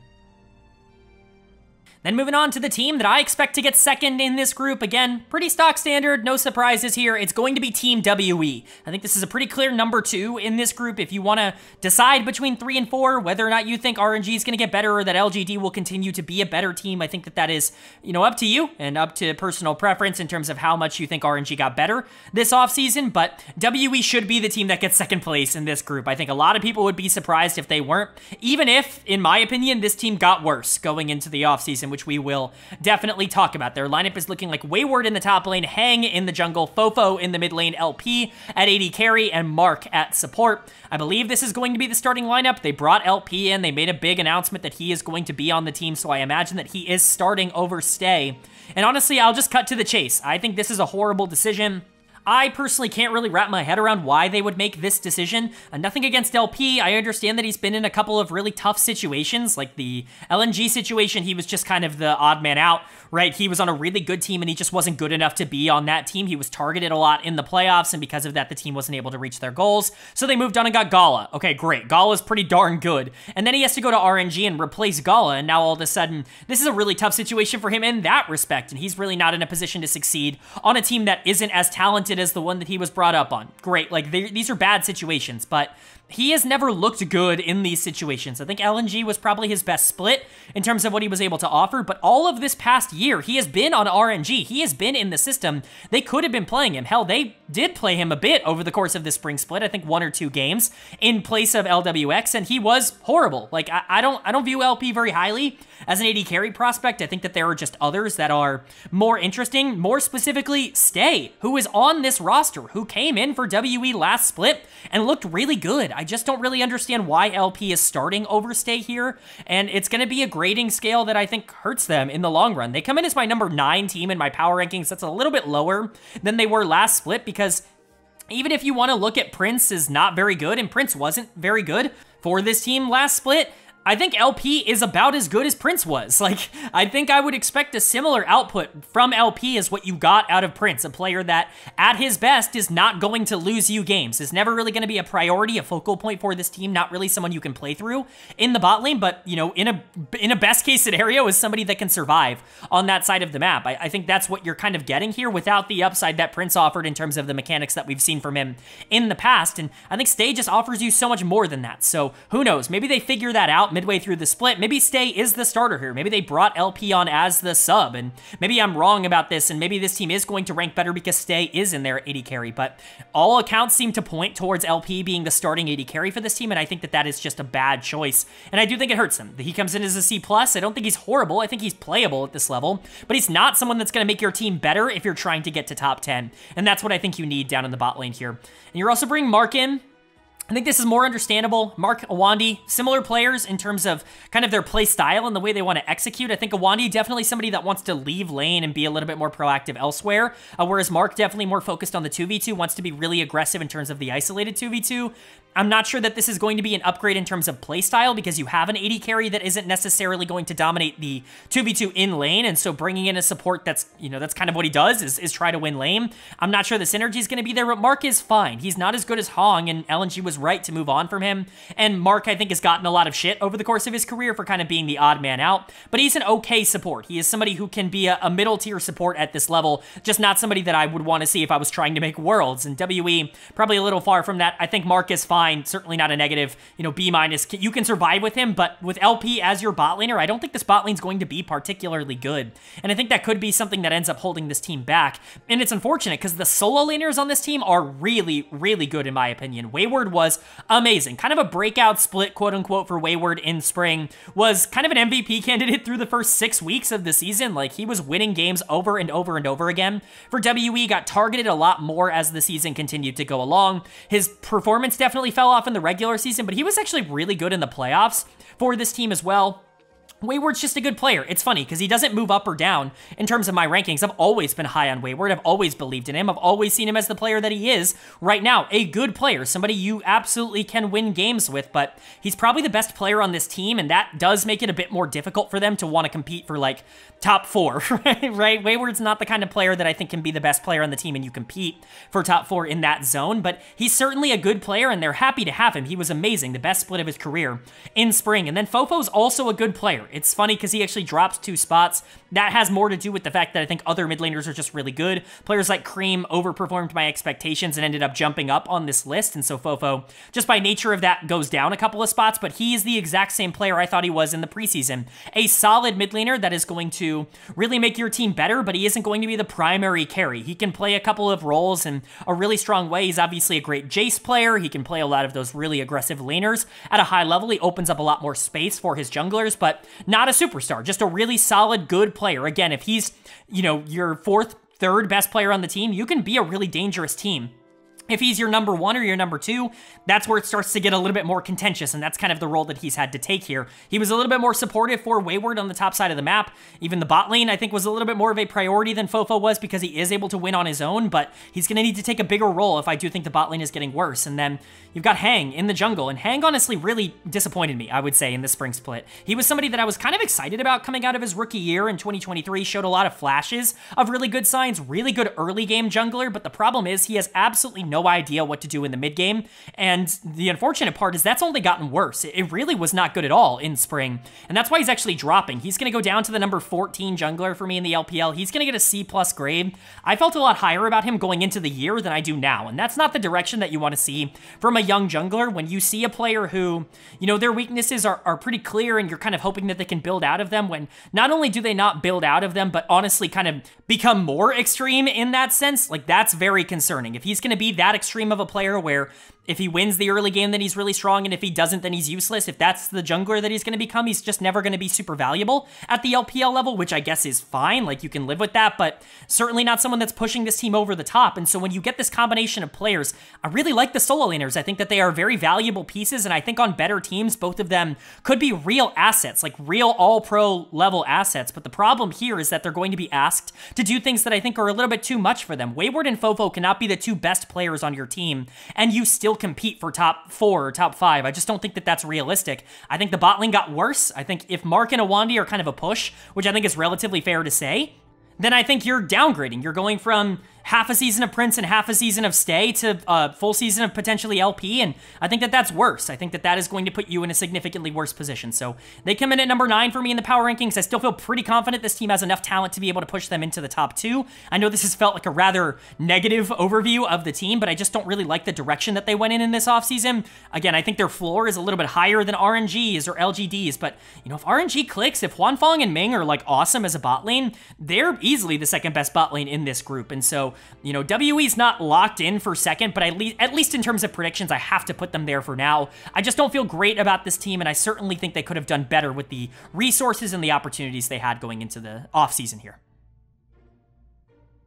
And that's going to bring us to our number 1 team in the group. Come on, it's like, what are we doing? We know who the number 1 team is. It's Bilibili Gaming. They're in the group, which means they're the number 1 team in the group. That's just how it ends up working out. Bilibili is the best team in the LPL. They proved that over the course of the year. Honestly, nobody was really all that close to them in terms of domestic success. They never really felt all that challenged. They lost 1 series in the regular season, and it was to Invictus Gaming, with Leon just going absolutely sicko mode, like just popping off in a crazy way. I don't think that's going to be super repeatable for anybody, really. I mean, Bilibili has been that dominant, and you can see that in terms of my grades of these players. I'm honestly going to keep this section pretty short and sweet, because if you've been watching any of my content over the past, I don't know, 2 years, like, you know what I feel about this team. I've talked about them so much, even in recent times on this channel with covering MSI and everything, and so there's really not a lot of new to be said about this team. They are dominant, and they are first in the power rankings. This lineup is looking like Bin in the top lane, Shun in the jungle, Knight in the mid lane, Elkin AD carry, and on its support, all of them except for Shun coming in at number 1 in their role, Shun coming in at number 2. Unfortunately, I still think Kanavi is better. Shun actually coming in as a B+, the only player not in the A range on this team, and we'll talk about that, but let's get to the good first. Some people are still going to be mad that I have Knight as an A+, I'm sure. There were a lot of comments on the LPL video in the preseason that were mad that Knight was an A+, because he's just not consistent, or he doesn't play for his side lanes, or he's too selfish, or whatever mumbo-jumbo people want to say. I hope that there is no more doubt. Like, we can talk about the fact that he didn't look great against Chovy, who is the best player in the world right now, but it's not like he didn't massacre everyone else he played against at that tournament, including Faker. It's not like he didn't completely destroy the LPL in the spring split, that he was clearly the best mid laner in the entire region. Like, there just really isn't a lot else to say. Knight is that guy. He was the MVP for me in the spring split. He was the league MVP in the spring split. Him coming over to Bilibili, that swap between, you know, him and Yagao has quite literally completely changed how those two teams' fortunes have gone, because Knight is that good of a player. Like, there's nothing else to say. A+, he is at the moment the only A+ in the LPL for me. I think everybody else at least has something to prove. Like, they haven't been perfect every game, but Knight is the best player in the LPL, and to me, it's not close, which is why he's getting the A+ grade. Again, there are going to be some people that argue that, but at this point, I just don't get it. Like, I don't understand what there is left for him to prove. You know, he's won an international tournament. He has dominated the LPL. He is the best player in the region at the current moment, but we have some increases elsewhere. Bin is going to stay as the number 1 top laner. I got a lot of flack for putting him as the number 1 top laner in the world at the beginning of the year. I think that flack has certainly aged well. Maybe not the flack. I think my ranking has certainly aged well. Him over Zeus was kind of a contentious topic at the beginning of the year, but he has just been better than Zeus. I think the only conversation has been 369, and 369 was probably better domestically, but Bin was so much better at MSI, and honestly, it's been so much better in the big moments that I feel pretty confident keeping him at number 1 and keeping him at that A grade. He's going to stay as the number 1 top laner in the world for me. And then Elkin On. They're going to move up to be number 1 in terms of their roles, because they have just been the best bot lane in the world. Whether or not you want to say that this team has been, you know, perfect everywhere, Elkin On have been the best bot lane in the world so far this year, and their grades are going to represent that. Elk is finally an A-graded player. He's going to come in as the number 1 AD carry. He has been so far this year. This is not a title that I would say he has locked on. You know, whether you want him or Jackie Love or Ruler, I think all 3 of them have been kind of in that contention, and all 3 of them, I think, have arguments to be made to be number 1. Elk has done it the most recently, which is why I think I'm going to give him the nod, but if he was number 2 or 3 by the end of the year, you know, that's pretty normal. There are just a lot of good AD carries at the LPL level, but On, pretty clearly the number 1 support for me. I think the only argument right now is Mako in terms of how well Mako is playing, and we'll get to him a bit later, but On's aggressiveness and his ability to create more positive plays than any other support in the world right now, I think is pretty clear. Like, he is Lehen's just for the LPL, and I think his bot laner is better, which means that this bot lane ends up being better, and both of them get A grades in that regard. The only player that gets a B+ is going to be Shun. It's because Shun is a bit exploitable, at least more so than these other players. Elk and On can really only be exploited if they are individually playing poorly, like if they're mechanics aren't living up to their own expectations, and Bin and Knight really don't play poorly at, pivotal moments. Bin's gonna take some regular season games off here or there, but, you can live with that. Like, in the playoffs, he's never really somebody that has underperformed, and Knight certainly is not really somebody that you expect to get gapped by anybody other than Chovy right now. But Shun is a player that we've seen actually be exploited, and in my opinion, he was the biggest reason why this team could not stand up against Gen G. I talked about it a lot at MSI. Shun's inability to be able to control tempo against a player like Canyon was problematic, and I do think that if he continues to just kind of be a good jungler and not a great jungler, this team could continue to be just a little bit outside of reach in terms of being the best team in the world. I really do think that's a bit of the difference right now. Again, he's still coming in as the number 2 jungler in the LPL. It's not like this is a negative, but these are the kinds of small marginal little differences that are going to determine whether or not BLG can win Worlds, is whether or not Shun can take that next leap and become an A-graded jungler. He hasn't quite yet. He is at times as a carry. At this level, he can be an A-graded caliber carry, but I think in terms of the grand scheme of things, I do still have some question marks about him. But again, we're looking for things to criticize at that point. Shun is still really freaking good, and everybody else on this team right now is playing the best player in their role in the region. And so, yeah, Bilibili are going to be favorites. Everybody is going to have them as their favorite going into the split. And until they prove otherwise, this is the best team in the LPL, no questions asked. They just came off of an MSI final. They were pretty clearly able to take care of teams like T1 at the tournament, and so I'm really not concerned about BLG. They are the number 1 team in the league until anybody else can show that they can actually take care of this team in a best of 5 domestically. But now that we're done with Group B, it's time to move on to Group C. And this one, definitely one of the more volatile ones, maybe not in terms of the top 2, but in terms of the order that, they could go in. 1 and 2, I think, are pretty close. 3 and 4, I think, are pretty close, at least in terms of skill. So we'll go ahead and talk about it. The group is, of course, the Pool 1 team, Top Esports, the Pool 2 team, LNG Esports, the Pool 3 team, OMG, and the Pool 4 team, Rare Atom. I don't think any of these teams are, crazy far away. I do think top 2 are clear and bottom 2 are clear, but again, I think the order in which those could go in could be relatively interesting as we continue to move along, so we'll go ahead and talk about it. Coming in last, in my opinion, in this group, at least in terms of my predictions, it's going to be Rare Atom. I don't think this is going to be entirely surprising to people, but I am a bit higher on this team than I think a lot of other people are. I think that their off-season changes, their mid-season changes here are actually really positive for this team overall. I certainly think they are better now than they were in spring, and I don't think there are a lot of 4th place teams that I can say that about. In fact, the other 2 4th place teams that we've talked about so far in Groups A and B, I've criticized for not making changes. I've criticized for sticking with teams that I don't think are good enough to make a huge impact. And I really respect that Rare Atom went out and tried to, bring in some players that they thought could make the team better. So we'll go ahead and talk about that. Their lineup is looking like Xiaoshu in the top lane, Xiao Hao in the jungle, Vikla in the mid lane, Assume at AD carry, and Jue at support. I think this is a pretty okay roster. I think really you're just kind of relying on the fact that some of these players are super volatile, and you have to hope that you get some better performances out of players that you're probably not going to get better performances out of, but, the good players on this team, I think, are actually pretty good, and there is upside in terms of this team actually being a lot better than some of these numbers would indicate. We'll talk about the players who are staying first. Xiaoshu, Vikla, Assume, of course, returning. We're actually going to talk about the most volatile of them first, and that's Vikla. In the mid lane, has just not worked out so far.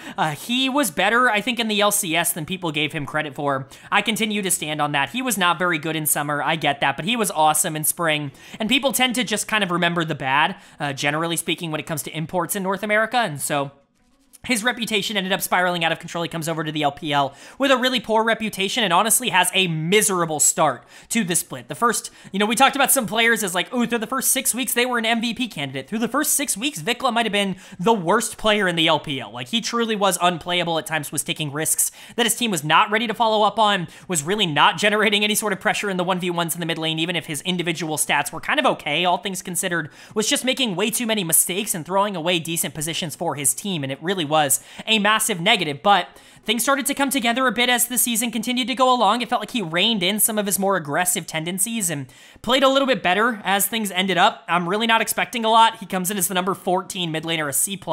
Really not someone that I feel super confident in. I don't really think the upside is there anymore for Vikla. I think his career has just kind of spiraled a bit out of control, and it's unfortunate after that first Rookie of the Year in the LCK, but you know, I think he's going to be your quote-unquote weakness of this team. But if you can get over, you know, Vikla not exactly being as strong in the mid lane as maybe they would have hoped bringing him in, there's a lot of other talent on this team. I think Xiaoshu in the top lane is a really interesting player. He continues to be interesting, even if he did take some steps back in spring. I think a lot of that had to do with the fact that the rest of the team was a disaster. One thing that we didn't really note, and I think this applies to Vikla, and this really hurt him, jungle was a huge negative for Rare Adam in spring. Nayu was just not good at all. He was not able to generate any pressure. And I think that specifically applies to top and mid in terms of how that impacts your laning stats and your ability to really do anything in the early game. Perhaps Vikla can be a bit better with a better jungler. And I really expect Xiaoshu to be better with a better jungler because we've seen him play really well at this level in the past. We've seen him be a really good laner, somebody who is individually able to generate his own leads. The problem was that he just wasn't really able to do anything with them at his best. And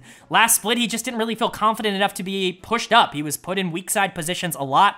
And I do think it hurt his overall performance. I think if they give him more confidence, and especially if jungle is in a better state for this team, which it should be with the new addition, I think Xiaoshu is going to get back to kind of that really interesting prospect that we thought he was in all of 2023. This team went out and traded for Xiaoshu in the middle of the year last year because they really believed in his upside, and I still believe in it as well. I think it's the right idea to bring him in. Worth noting that they did promote their LDL top laner Yu. I do believe he's going to be the sub here. I think he should be. Xiaoshu is just too interesting of a prospect, I think, to bench. But if they do end up playing Yu, I think that the upside for this goes down considerably. Not that Yu is a horrible player. I think he's actually kind of interesting in terms of the tape I watched, but Xiaoshu definitely more interesting and definitely has a higher floor in terms of what I would expect, but certainly worth noting.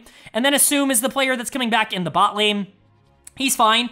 He's in that cluster for me with a lot of these other AD carries that I think are just fine. Like, he's right near LP and 1XN and, you know, Doggo. Like, these are the players that I think he's around in terms of skill level. Like, players that you can survive with in the AD carry role, but players that probably aren't going to break through. I know people have been waiting for an Assume breakout, but as I said earlier on in this video, LPL fans have anointed basically every young player that shows any semblance of promise at this level the next big star, especially in the AD carry role. Assume got that tag way too early and was never really the kind of prospect that I think had earned that tag. He's just an okay player, a C+ player. I think you can survive with him, but he's not going to push your team across the finish line. Where I think some of the positivity for me comes in with this team is the two new additions. Jway in the support position is the one I'll talk about first. I think Jway's interesting. He was at times really bad in the spring split because he was just on a team that wasn't really able to play the game. Like, Ultra Prime was a disaster in a bunch of different ways, and, you know, I think that they're obviously, you know, going through their own little problems right now, but him being able to get out of there, Rare Adam finding a player on a bad team mid-season, trading for them, and really making an effort to try and assemble a better situation around him. Where have we heard this before? This is exactly what they did with Xiaoshu last year, and I think Jway could be a pretty similar impact for this team. I think Jway was certainly not the kind of player that Xiaoshu was when he was on LGD, but Jway is just, he's an interesting one. I think his LDL tape was so good, and he showed flashes of being so strong for Ultra Prime throughout last split that, you know, I think he could come in and actually be a pretty okay support. I think this is an upgrade because I do not think Zora was doing much for this team last split. That is for damn sure. And then Xiao Hao. This is the reason I'm excited about this team. This is the reason I'm going to be higher on them than a lot of other people are, is because I continue to really believe in Xiao Hao. I get that he didn't exactly play perfect for Weibo. He ended up kind of defaulting into being more of like a, you know, tank engage player for them as the season continued to go along. Sejuani Maokai duty for Weibo, but I'm really frustrated with the way that he was handled in that situation. Not only was he never really given the reins to kind of be the player that he was on AL for a lot of those years, but Xiao Hao has always been a summer player. He's kind of the opposite of Xiao Hu in that respect, where you talk about Xiao Hu being the king of spring and always performing better early on. Xiao Hao is like the king of summer in terms of the LPL. He's always played his best games later on in the year. He's always taken over in the summer split, and for you to dump him right before that, I feel like is a very weird turn of events. I understand why, because you went out and got a player that is ostensibly an upgrade to him, but Xiaohao's still a really good player. He's a B-graded jungler, and I think teams like Rare Atom don't often get B-graded players. And so, you know, to get a top 8 jungler at this level when that's a really good position, I think you're going to feel really good about that. And this is up 5 spots from even what I thought Nayu was going to be. Remember, Nayu was a disaster for this team, but we had really high expectations for him. This was the LDL MVP coming into this year, and so I felt he was going to be pretty good. Even then, I still think Xiaohao is infinitely better than what you got last split out of Nayu, and I think potentially if he's able to control early games, if his gameplay goes a lot more similarly to how it has in a lot of the other summer splits throughout the past, you could be seeing better performances out of players like Vikla and Xiaoshu, who will benefit from having a jungler who's just winning more often. And so, you know, I have Rare Atom coming in at 13th. I think for a last place team, they're probably the best last place team in a group, and I know that might be a bit of a controversial take. People have Rare Atom pretty low because they were not very good in spring, and you know, Vikla certainly has his question marks. I don't think Asum and Jue are guaranteed to be a good bot lane or even an average bot lane at any level, but I think if Xiaohao can come in and win more pressure for this team early, he's probably the best player on a bottom tier team that there is right now. And so, you know, I think there are positives here to this Rare Atom team, even if I don't think it'll necessarily, you know, push this team over the top and make them like an actual playoff team. I think it will make them more interesting than they were in spring. And again, an org that continues to make changes, but in a positive direction. Then moving on to third in the group, this is where the conversation starts to get a bit more interesting because I am probably a bit lower on this team than maybe your average analyst is. This was a playoff team last split that I just do not see it in with the change that they made. It's OMG, it's oh my god. And honestly, this team was looking pretty good at the end of the spring split. They were okay. I shouldn't say good. They were okay. They were the definition of a 500 team. They beat the teams that they should have. They lost to the teams that they should have. They were never all that interesting in terms of like who they were beating and you know, what they were doing and the upside that they had, but they were good enough to be a playoff team. Like, they were definitely a top 10 team in the LPL last split.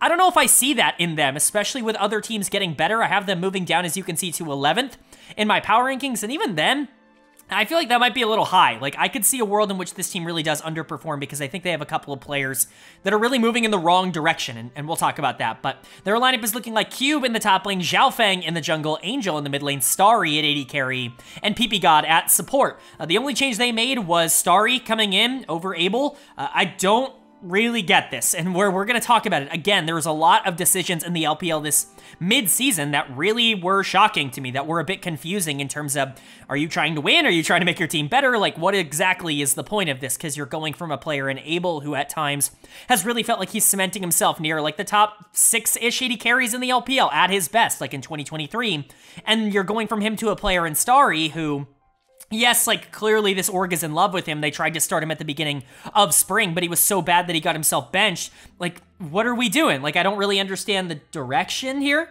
I think there's good talent on this team, and we'll talk about that in a second, but Starry being the big change, I think is honestly just a negative. I think it honestly just makes me feel worse about this team and about their upside, and honestly about their floor as well. Even with Abel being a pretty inconsistent player, somebody who, you know, on any given game is going to give you a horrible performance from trying to do something that is ridiculously unachievable for him, at least he would give you that upside where it's like, mechanically speaking, this guy's top 10 in the world in terms of all players. Like, he can do some things that you just don't see out of other AD carries. Starry, I've just never been a fan. Maybe somebody in the comments section can be like, oh, actually, Starry was really good in this and this tournament, but I've watched a lot of his tape, and I don't see it. Like, I really don't see him as an LPL caliber AD carry, at least in what I've seen so far. So he actually comes in as the number 17 AD carry, the worst AD carry for me from my predictions going into the summer split.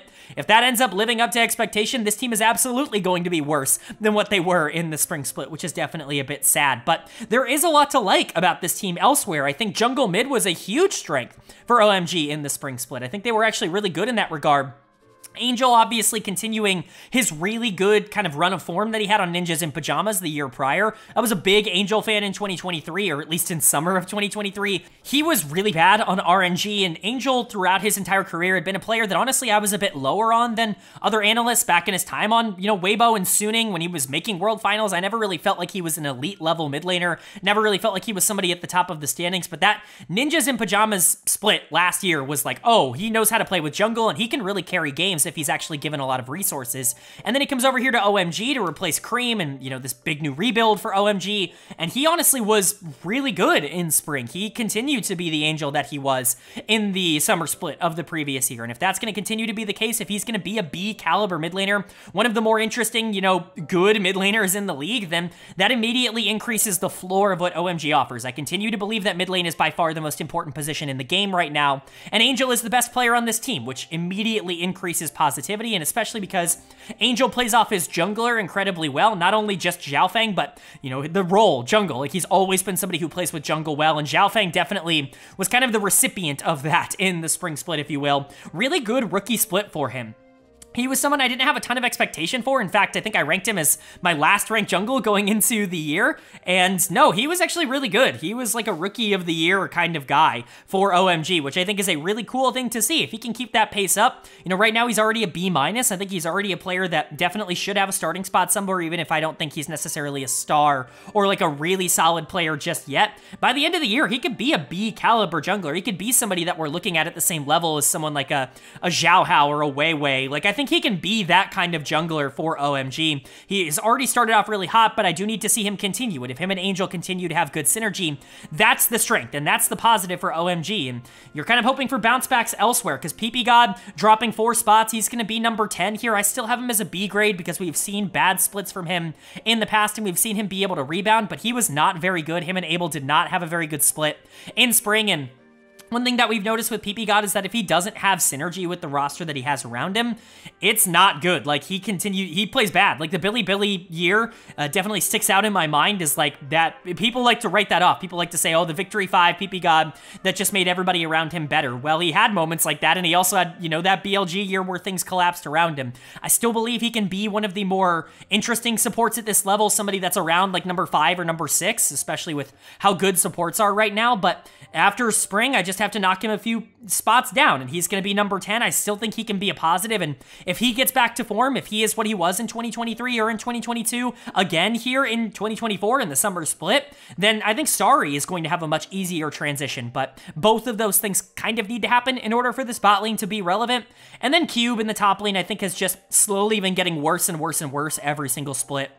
At one point in time, this guy was looked at as like the pinnacle stable top laner, as somebody who you could put on the top side, wasn't exactly going to dominate, but could stay even or even win in a lot of lane matchups 1v1, didn't need to be on carry picks, was like the premier weak side top laner in the LPL. And that was back in like 2021 with Rare Adam. Ever since then, ever since, you know, like 2022 onward, I would say, it's just been a slow decline over and over, whether it was on Rare Adam or WE or here now on OMG. It just has gotten a bit worse and worse. The stats have gotten worse. The eye test has gotten worse. And he's kind of gotten to the point where he's just a guy in the top lane now. He's going to get a C+ grade. He's going to come in as my number 14 top laner.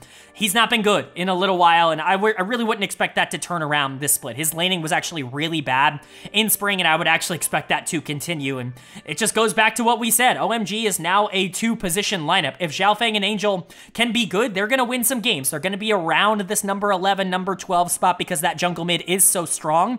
And because that is the strongest, you know, role in the game right now. Jungle mid are the most important parts of the map right now in the game, but I don't think their upside is really all that high, especially if bot lane is going to be as negative and if top lane is going to be as negative as I'm expecting it to be. I think Starry and Cube are going to hold this team back.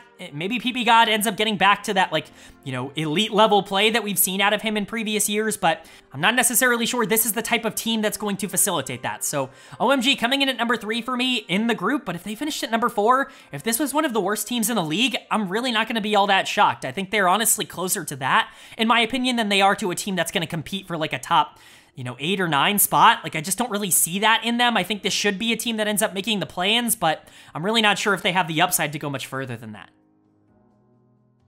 Then moving on to second in this group, I think this might be one of the more competitive second places. We'll get to Group D, and obviously there's a lot more conversation when we get to a 5-team group, but specifically of the groups we've talked about, this is the most competitive first versus second I think we've had so far. Coming in second for me in this group, it is going to be LNG Esports. It is going to be the Pool 2 team. I'm not going to go for any big upset here, but this is a really good team, and I do think they kind of maybe got more consistent with their roster change going into summer here. Their only change is Weiwei is out, Shadow is in, which is certainly an interesting decision. I think if you would have told me at the beginning of the year that that was the direction that LNG was going to go in, I would have considered that probably a bit of a downgrade, but Weiwei was really bad in the spring split, and you know, on this channel, we talked so much about it. Like, if you followed any of my content, any of the weekly reviews we've done on the LPL over the course of this year, I've gone in depth on what I think went wrong with Weiwei on this team and why I think a lot of players on this team ended up taking steps back in the spring split and why things got better once Hong was introduced. But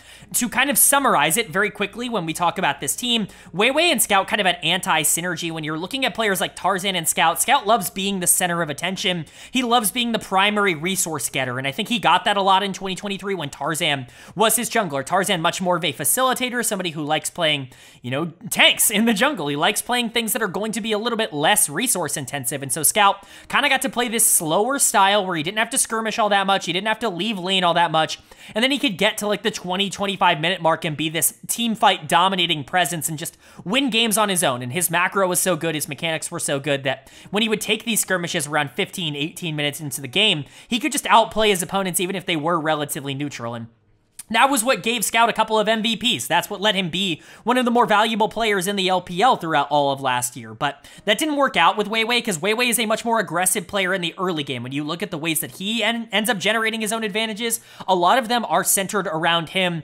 pressuring and skirmishing a lot early, and that actually does require a lot more from your mid laner. It requires you to be willing to give up resources to kind of facilitate that playstyle, and I think it made Scout look worse. It made Weiwei look worse because he wasn't getting a lot of those resources, and the team in general just wasn't clicking in that regard. And so I think moving in a different direction just because of player playstyles is definitely a positive, and I think Shadow actually fills this void relatively well. He is a much more interesting player than I think a lot of people are going to give him credit for. People remember him for his LEC tenure, but I honestly think that's the worst he's ever played in his career. He came back over, got to play for LGD for a bit. That organization is a disaster.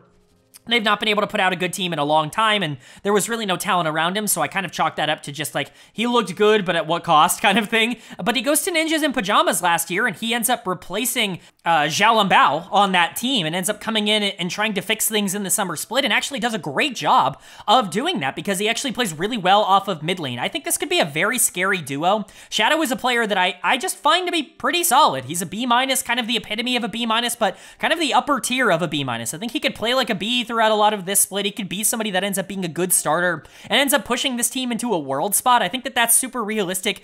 Think very similarly to what someone like Weiwei actually did for Weibo Gaming last year. I think Shadow could have a very similar impact on LNG because of the way his style ends up fitting. Yes, he does like to carry, but he is very versatile in the amounts of champions that he can play, the amounts of styles that he can play. I think if you're getting Scout back into a more comfortable position, being more of that resource-heavy kind of main character of his own team that he's been over the course of his career, I think that will help him a lot. It's just where he's most comfortable, and you still have a ridiculous amount of talent elsewhere on this team. You've got Gala and Hong as your bot lane, and we saw once Hong came into this team, replaced Mark, and ended up becoming the primary support again, this team got better because the bot lane ended up getting better. Gala ended up playing a lot stronger in the early game. The 2v2s were generally stronger. Gala had more resources going into the late game. It meant that Scout didn't have to do everything in terms of the team fights. It just made the team better. Hong is an elite level support. Right now, I have him as a B+.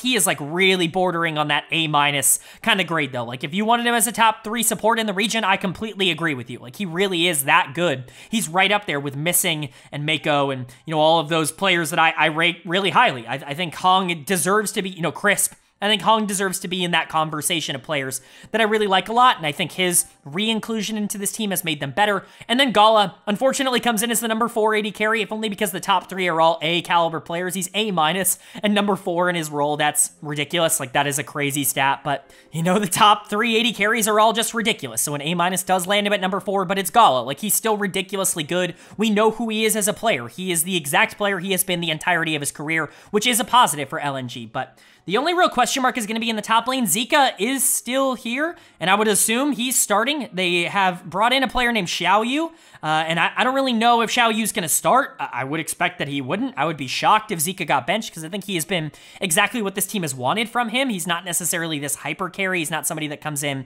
and just dominates games, but he's come in and survived on the top side. He's been able to win isolated 1v1 and has been able to play with the rest of the team really well. He's happy to play weak side. He's happy to give up resources, but he can be a bit of a resource carry. He's a really really stable top laner, a B-graded one, maybe not like an A-graded top laner, but, you know, a solid B and the 6th best top laner in the region. I would be surprised if they ended up replacing him, but they did bring in, you know, a young player to potentially fight for this spot. If Xiaoyu does end up starting, I think the floor of this team does go down a bit, but I trust this team. If they think Xiaoyu's better than Zika, okay, like I can live with that. Zika's probably the one player on this team that you would look to be like, I don't really know if he's going to fit with everything else. And so if that's the direction they want to go in, I'll have to trust them. I think if Zika's here, I feel a lot less concerned about the direction this team is heading in, but it's certainly something worth noting. I think when you look at the overall for this team, it's all going to be about whether or not Shadow can take that role that Tarzan filled last year of being that facilitator, allowing players like Scout and Gala to win you games. Because if Scout and Gala are being put in the opportunity to win games consistently,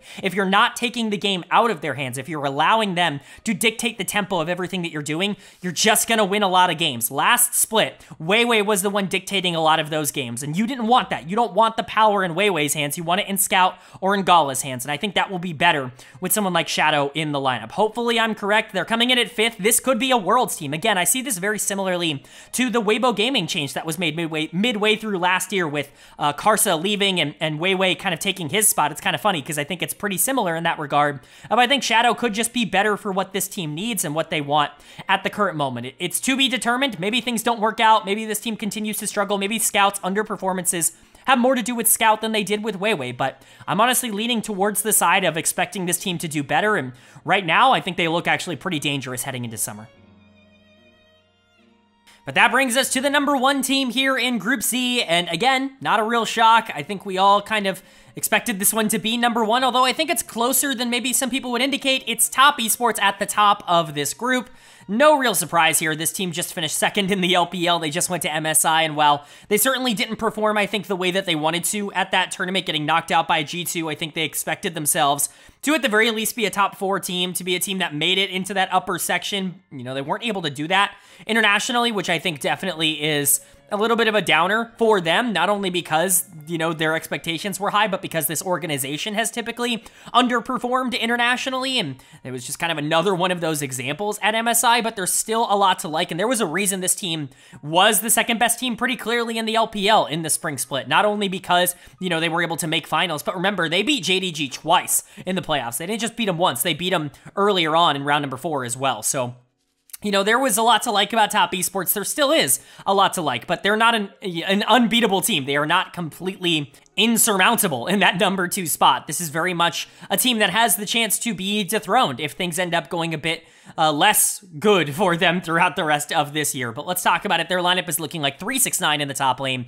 Tion in the jungle, Cream in the mid lane, Jackie Levitt AD carry, and Mako at support. You got stars basically everywhere. I mean, this is a very stacked team, and even if you will look at this and say, you know, JDG's probably a bit more talented across the board, it's not by a lot, because you definitely have the upper end talent. You've got players here that are going to be competing for the best players in their role in the world, and that starts in the top lane with 369. I think for most of last split, I would have said 369 was the best top laner in the world. He certainly was the best top laner in the regular season, but as things continued to go along, it just got a little bit less clear to me. He was still really good in the playoffs for them. I'm not going to try to say that he got run over or anything like that. He obliterated Flandre in that semifinal series against LGD Gaming, and that was a big reason why Top Esports ended up making the finals in the first place, but I would be lying if I said I wasn't a bit concerned after MSI, because he was not good at MSI. He wasn't even average at MSI, which is really, really disappointing. A player in Broken Blade who he should be infinitely better than, you know, he lost to, and he really wasn't on the same level as, and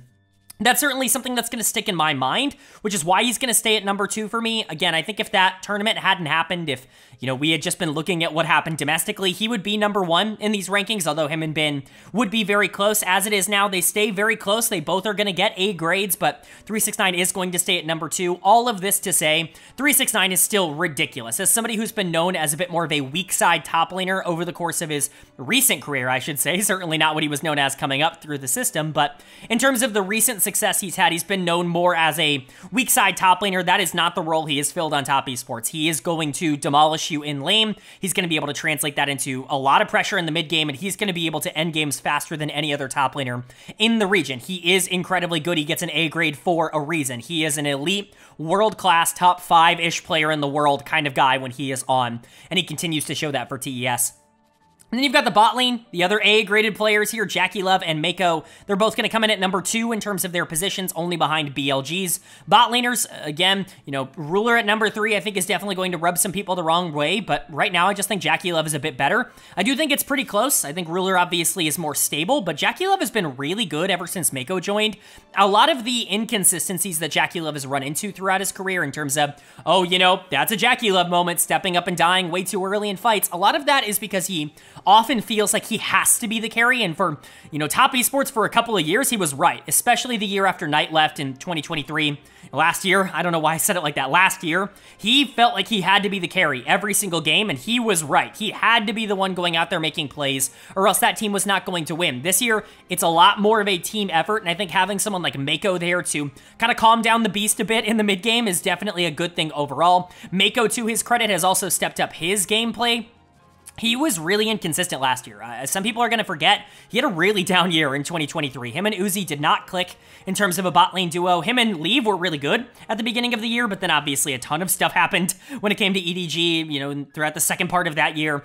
But Mako generally only underperformed when Uzi was in there, and it felt like it really was a conflict of just ideologies in terms of how they wanted to play the game. We've talked about that a bit with LNG, but now back here on a team that he is going to be a primary vocal, presence on. He's definitely probably the most experienced shot caller on this team, allowing himself to get a lot more freedom. He's really kind of gotten back to that role as one of the best supports in the entire world, and him and Jackie Love have very much come together as one of the best bot lanes in the entire world. I was calling them at times the best bot lane in the world in spring.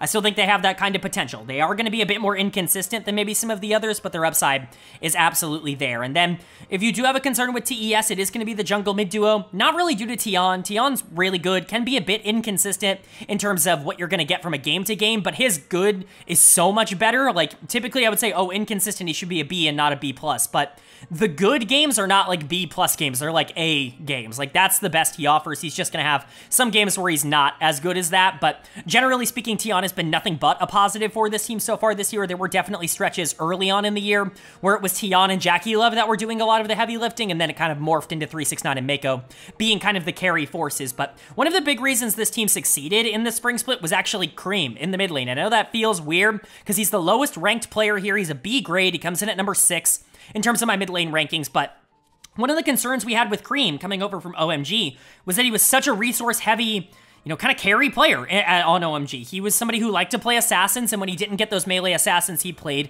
worse. And so I wasn't sure how he was going to mix with a team where he is clearly not the star. Like, he's not going to be the guy on Top Esports, but he came in, and honestly, he's played mages really well on this team. He's been a, kind of background figure, and that has been everything that you could have asked him to be, and then some. He knows he's not the guy on this team, and I think the worry was that he wouldn't take to that role as well as maybe some other mid laners would have in the past, but he has taken to it incredibly well. He has been very good as that secondary, even at times, third carry on this team. And when he does need to step up, at least domestically, he was able to do that. Now, is he going to be able to do that internationally or consistently against players like Knight? I don't know. I think that's where you're going to start to see more of the big concerns for him is in those pivotal series, but at least against a majority of LPL competition, he is certainly good enough for this team to finish in 3rd or 2nd place or get near the top of the standings. But if you do have a concern as to whether or not they can turn that into being one of the best teams in the world, Cream is definitely a question mark. And I do think there are question marks about the consistency of players like Tion. 369's coming off of a rather down tournament for him. Mako and Jackie Love were amazing at MSI, but are they enough to be able to carry this team? There are question marks. They're not quite on that level of BLG where I'm just so confident that they're going to be one of the best teams in the world. I could see a world in which they're worse in summer, where things start to fall apart a bit, where other teams got better. And I could see a world, theoretically, where a team like LNG could actually pressure them a lot to be number 1 in this group, but they will be in the top 2, and that's really all that matters, as long as they're able to get into the playoffs. This is a dangerous team that nobody really wants to take on in a best of 5, especially when they're in their best form. And so for Top Esports, they're going to stay at number 2 in my power rankings, at least until proven otherwise. But now we get to jump into our 4th and final group of the video, Group D. And this is the biggest group. Instead of 4 teams, it's 5 teams, because again, 17 teams in the LPL for some reason or another.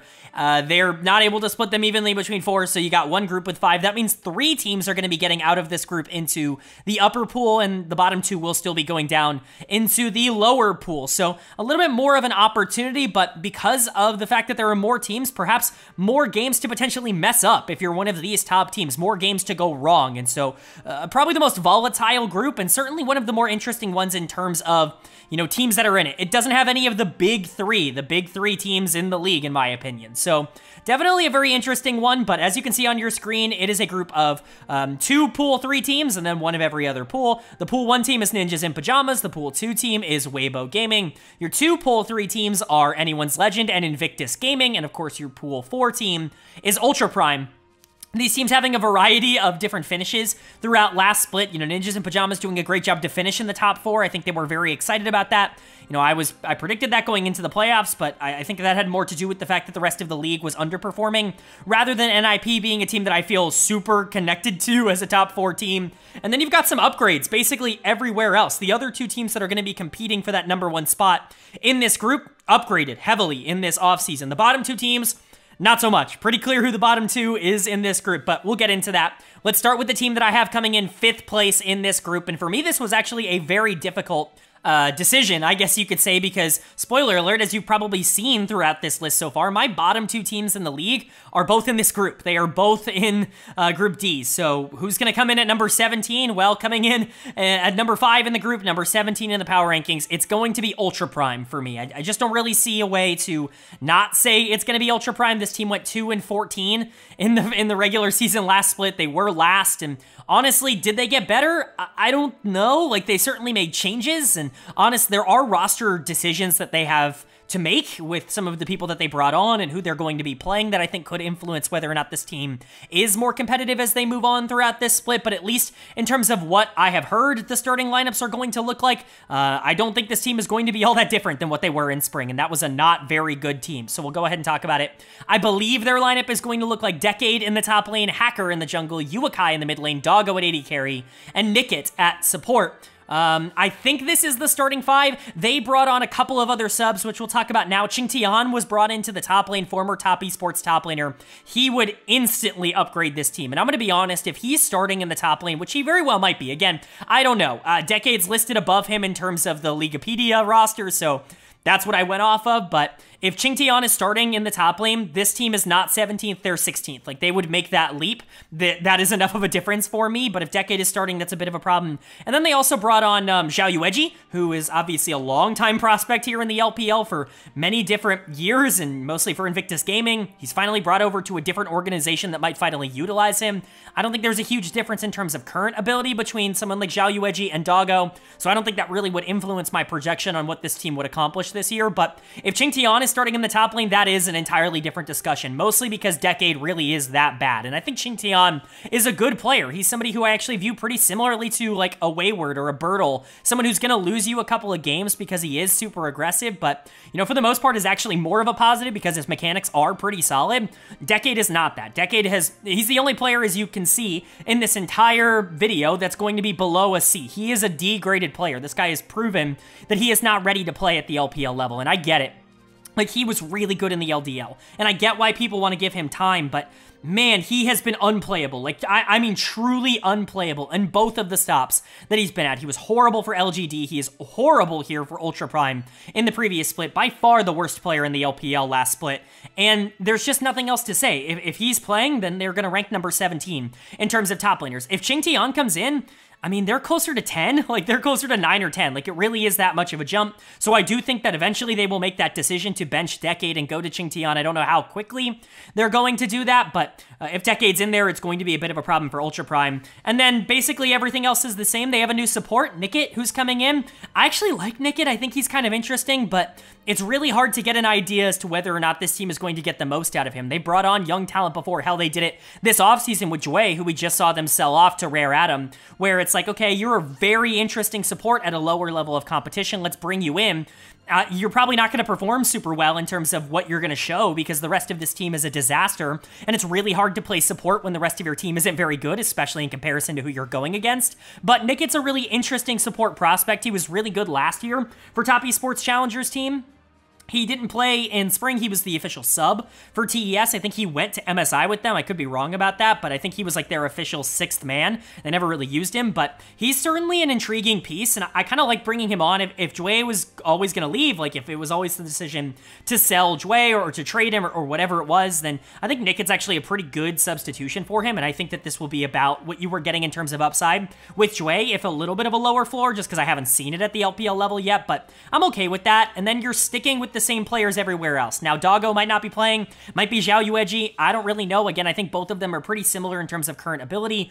I'm a little bit higher on Doggo, if only because I think he's just kind of fine. Like, I think his bad games get a little bit overstated in comparison to players like Assume and 1XM. I think he's a lot closer to those players than he is to, like, unplayable at the AD carry role. But I understand that because of the hype that he was brought in with, this is considered much more of a disappointment. This is a guy who dominated the PCS. He was someone who carried Beyond Gaming back in, what was it, 2021?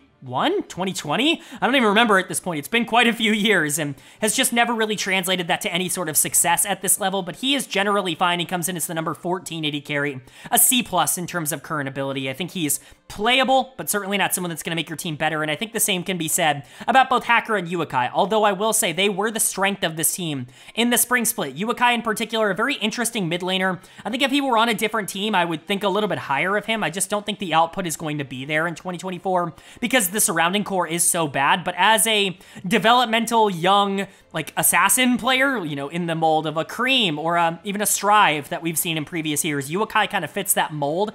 And I think that's pretty interesting for Ultra Prime. He won some games for them. He, especially like one game in a best of 3. He'll pop off and he'll look pretty good, and he's able to hold his own in a 1v1. He's had good experience with teams like Invictus in the past. It's just not going to be, he's not a good enough player to be able to carry Ultra Prime to a more interesting spot. He gets a C+ grade because, again, I think in a better circumstance, perhaps he could look a bit better, but it's just a really bad circumstance here on Ultra Prime. And then Hacker. Hacker is a really interesting player because the guy has been torn to shreds by social media the last couple of years. And I think part of it is deserved. Like, his time on FPX was hit or miss, and, you know, he's had a lot of opportunities on teams like Ultra Prime over the past couple of years that have not looked good, but he's always had more good than bad, in my opinion, at least in terms of, like, enabling the rest of his team to look okay. I've always been a bit of a Hacker defender, and he was really good in spring. I wouldn't say great, but he was certainly the, you know, him and Uakai were the strength of this team in spring. Hacker was winning a lot more in the early game than I think people are going to give him credit for. Do I think he's a star? No, he's a C+ caliber player, but by the way that he's spoken about inside the community, you would think that he is, like, unable to play at the LPL level. He's better than players like Beishuan in terms of mechanics, and I think that has shown through. He is capable of playing in the LPL. I don't think you're ever going to be a great team with someone like Hacker in the jungle, but, like, you could be the 12th or 13th best team in the league with Hacker, and, you know, I think Uakai could also be in that zone, maybe even Doggo if everything went right, but I think the weak links of this team, most notably Decade in the top lane, and then the question marks that bot lane are going to be, whether or not it's Doggo or Xiao Yueji, whether or not Nickett can translate success that he had at the lower levels into the LPL here on a team that is significantly less talented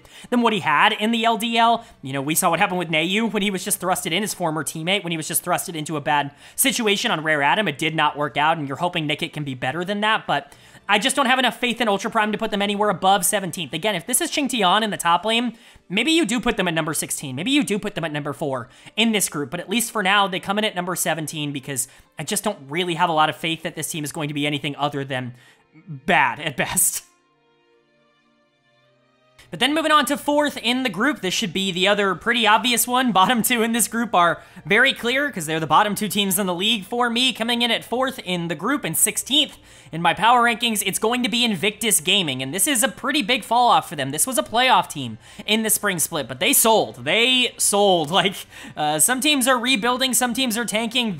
I mean, Invictus Gaming is doing both at the same time, and I don't really know what direction they're going in. They took a playoff roster in the spring split that, yes, was underperforming down the stretch, that wasn't really evolving in a way that maybe you would want teams to get better over time, and just kind of went a different direction, and for that I can understand, but man, you're taking some punts on some super unproven players, and even the ones that you do have that are quote-unquote proven aren't exactly stars. They're not exactly, like, foundational pieces towards building a championship kind of team around, so very bold strategy here. We'll see if it ends up paying off. Their lineup, I think, is looking like You Should Know Me in the top lane, GLFS, I believe that's how you say it, in the jungle, Nenny in the mid lane, On at AD carry, and Vampire at support. There are options for this team. Nenny, On, and Vampire are the starters as far as I'm aware. They don't really have substitutes in those roles, but You Should Know Me in the top lane has someone named Julian, who was the starter, and we'll talk about this for Invictus Gaming's IG Young's team. We'll get into that, and then, of course,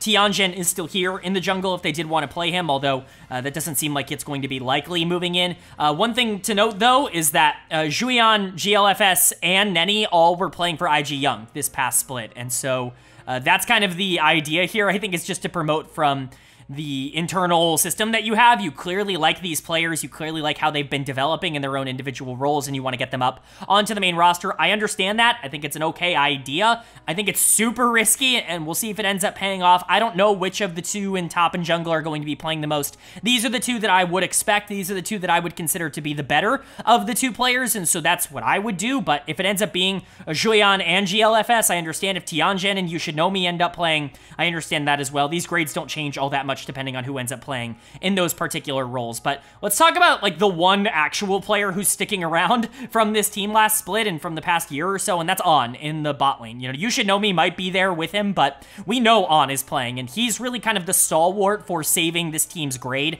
They would clearly be the number 17 team in the league if they didn't have On in the bot lane, because I think everything else is a bit of a disaster for them. But On is a good player, and he has shown that he can be an average quality AD carry at this level. He comes in as a B-.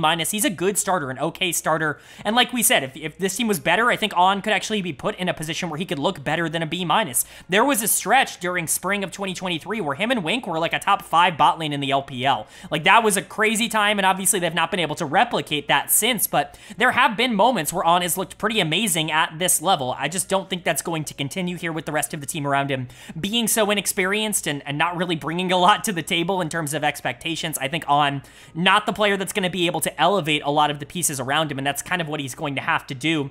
And then you've got top lane, which I would assume should be You Should Know Me. I don't really know why you would go for Julian. I think You Should Know Me has kind of stagnated in terms of his development, but honestly, he did take some leaps going into the start of 2024. Maybe this season so far hasn't exactly been what he was looking for, but as more of a supportive player, a weak side player, something he was miserable at in 2023, he actually did get better at that in 2024. He's not going to be a superstar like we thought he was going to be breaking into the league, but I still think he can be a good starter if you give him a bit more time, a bit more resources around him. You know, you see the development, you see the potential in him as a player. If they give up on him now, I'm a little bit confused as to why you brought him in the first place. Did you just expect him to be great from moment one? Because, you know, I don't really understand why you give up a year and a half into the development of a player who does have this kind of mechanical upside. But if they do end up going in another direction, the floor does drop out a bit, because Julian is just not the kind of weak side player that You Should Know Me is, at least from what I've seen. He's definitely somebody who likes to play a little bit more strong side, and if that's the case, okay, sure, that's the direction you want to go in, but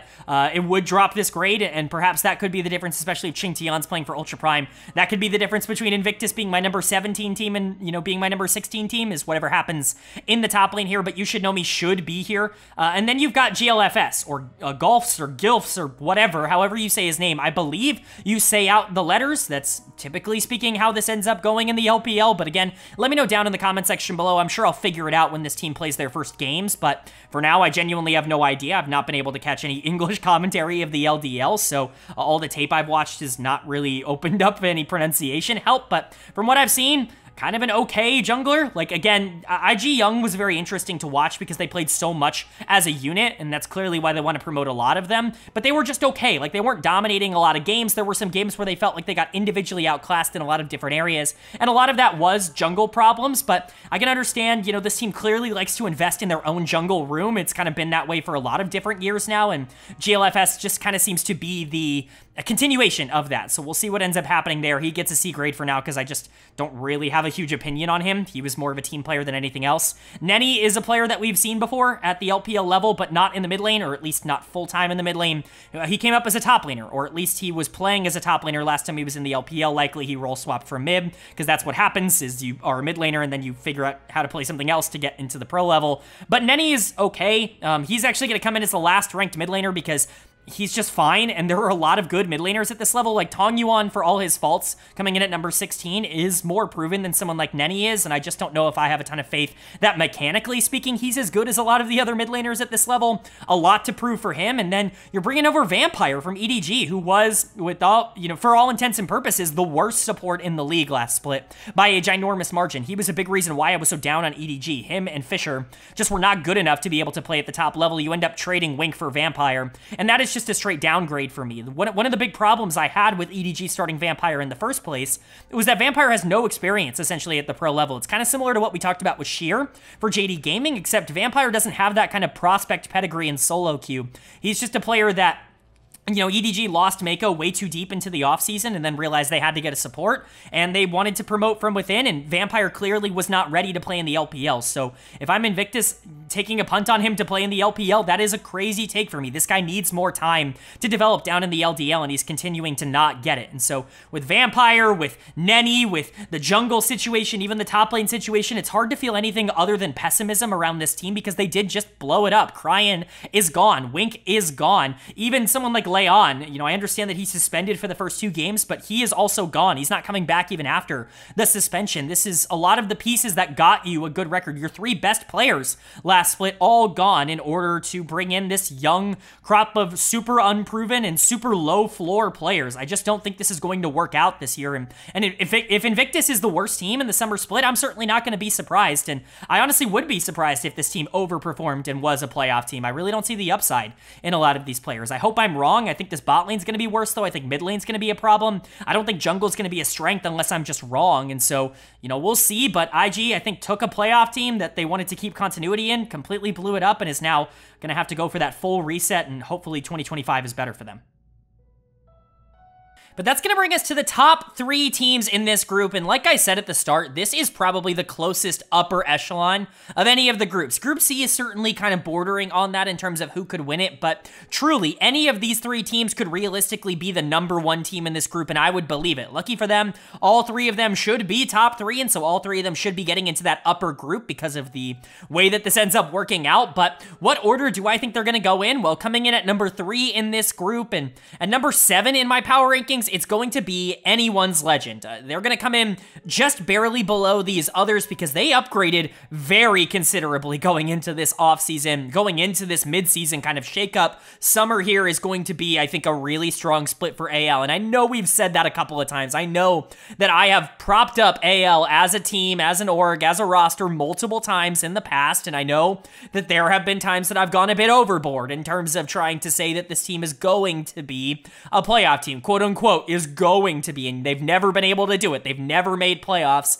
as anyone's legend ever since the rebrand from Rogue Warriors. But man, if this roster can't do it, none of them can. The org is cursed because this roster is too good to miss playoffs. They took their one weakness in the spring split, having gotten 11th place, just barely missing out on playoffs by literally one series, and they upgraded not only a little bit, but a lot of it. They got one of the best players in the world in that role to replace their top laners, so I don't really see a huge hole in their game, and I think if anything, the curse would just be too strong if this team ends up not being anywhere near top 10, so we'll talk about it. Their lineup is looking like Ale in the top lane, Krako in the jungle, Shanks in the mid lane, Hope at AD carry, and Kale at support. This is a really, really good team. The one change, of course, Ale coming into play top lane.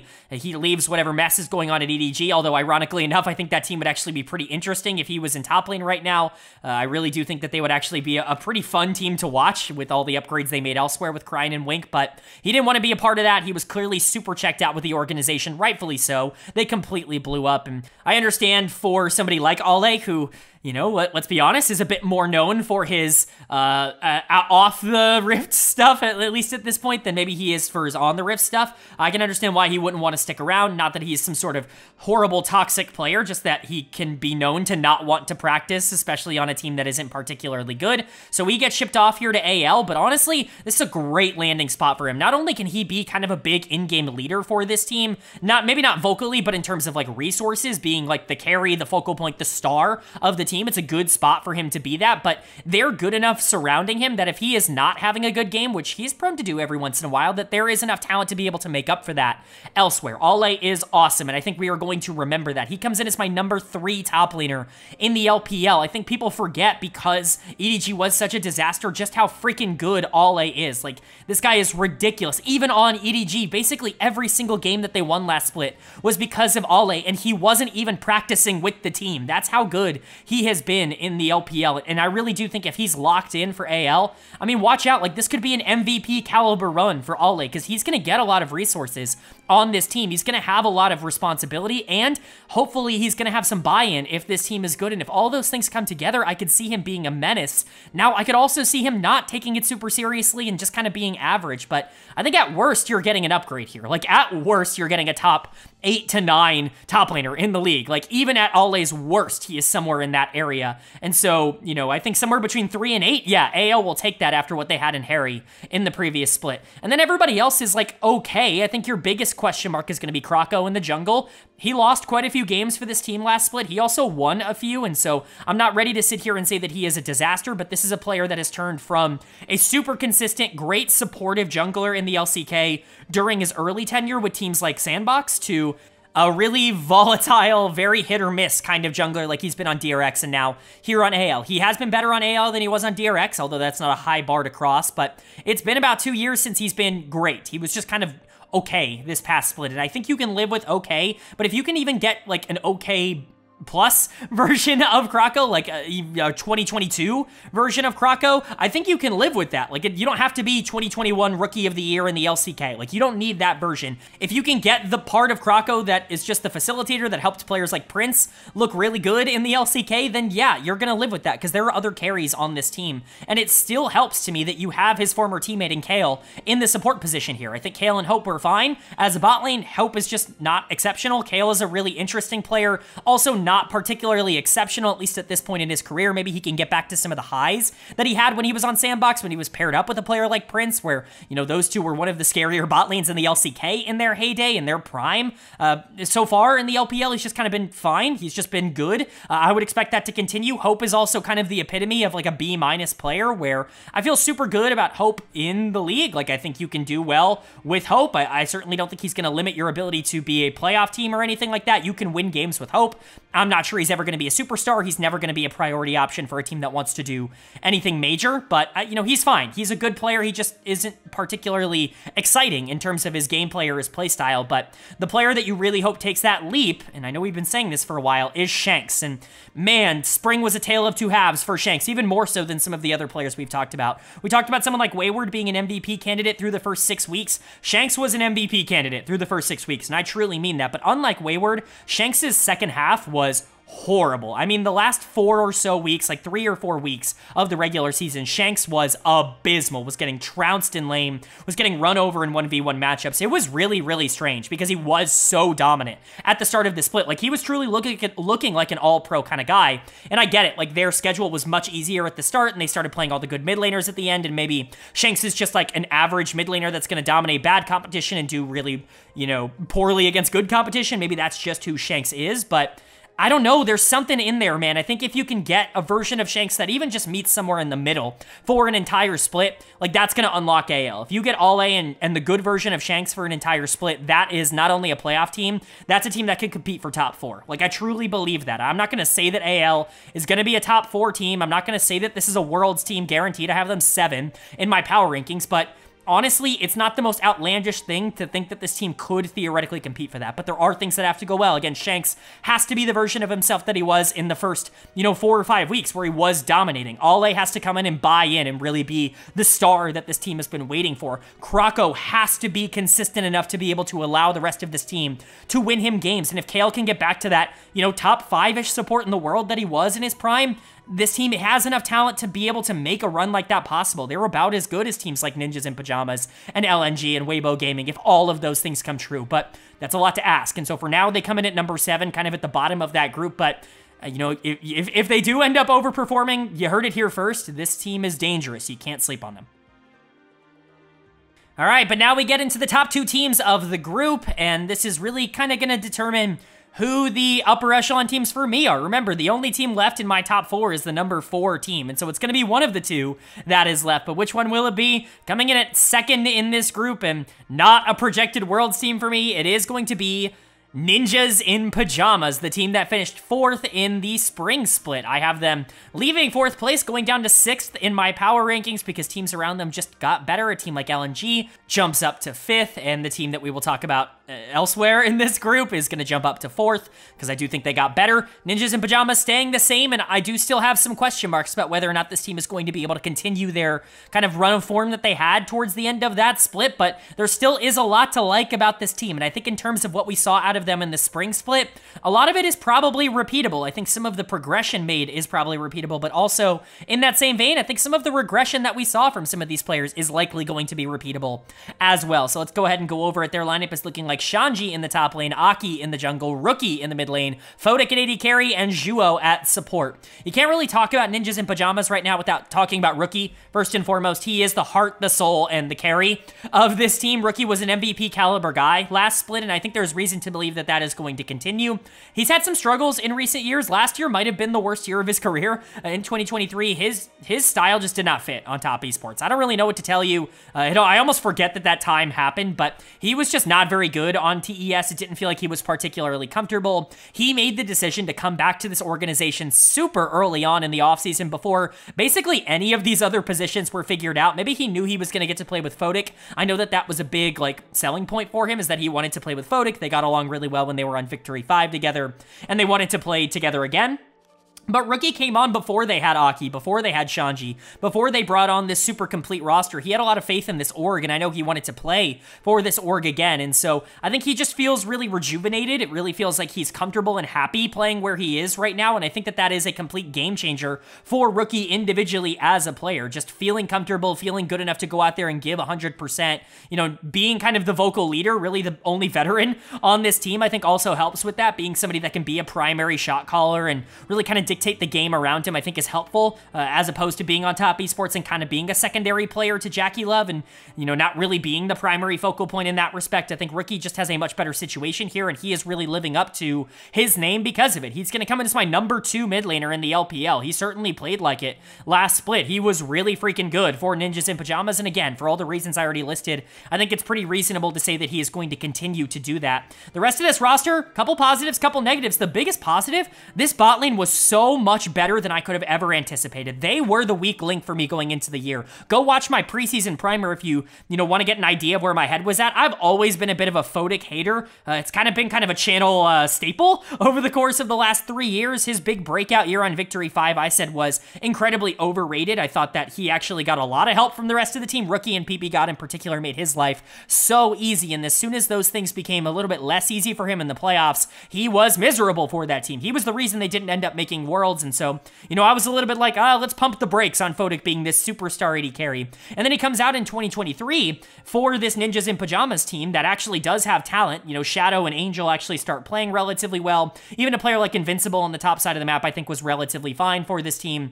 And Photic is horrible, arguably the worst player in the LPL. I mean, truly unplayable at that level. Easily the worst year he's going to have in his career, actively losing games for the team. And I came in to 2024 saying okay, well, Photic's just not very good, and I think there's reason to believe that, bringing Shanji and Aki in is going to be good enough to make this team relevant, but Photic and Zhuo are going to limit the upside of what this team can accomplish. But it was the opposite. Photic and Zhuo were awesome for this team in spring. Photic in particular showed so much development, and you have to imagine that at least part of that is getting to play with Rookie again. We talked about how he looked so much better when he got to play with pieces like Rookie and PP God that made his job a lot easier. Well, his job was easier again, but he actually stepped up in terms of the individual laning. It's something he's never really had to do across his career. He's never really had to be this individual focal point. He's kind of just had to be a resource gatherer and then somebody that could play within structure in the late game. He's never really been given this huge responsibility on his teams. He actually probably had the highest responsibility he's ever had last split, and he played the best he ever did. So he's going to jump up to my number 6 AD carry. He was really that good. He was an all-pro caliber guy last split, and hopefully that's the real version of Photic. I know people have been hyping him up for a long time. I've never seen it. I finally saw it in spring, so hopefully it ends up sticking. And then Zhuo is honestly someone I saw kind of slowly get better throughout 2023. I was hyping him up a little bit going into the year, still a bit concerned because I just didn't trust this bot lane duo, but Zhuo took that next leap. He has just continuously gotten better ever since he's come over here to Ninjas in Pyjamas. I think that's a really good sign. This was a player that stagnated so much on top esports, never really was able to get out of the shell of just being kind of a guy for that team, like a below average support. Comes over here to NIP, and because their development system has honestly been really good, ends up getting better. Split over split over split. Now he's like a borderline top 5 guy. He comes as my number 7 support. Good player. Like, not a superstar, not going to break games open, but you can win with Zhuo. And Photic and Zhuo as a duo were arguably a top 4 to 5 bot lane in the LPL last split. So if that can keep up, that is a complete game changer for NIP. The problem is that what was supposed to be a strength for them, the top side, was not a strength. Shanji and Aki were bad. Shanji in particular was horrible last split. I mean, he was like a bottom 5-ish top laner for a majority of spring.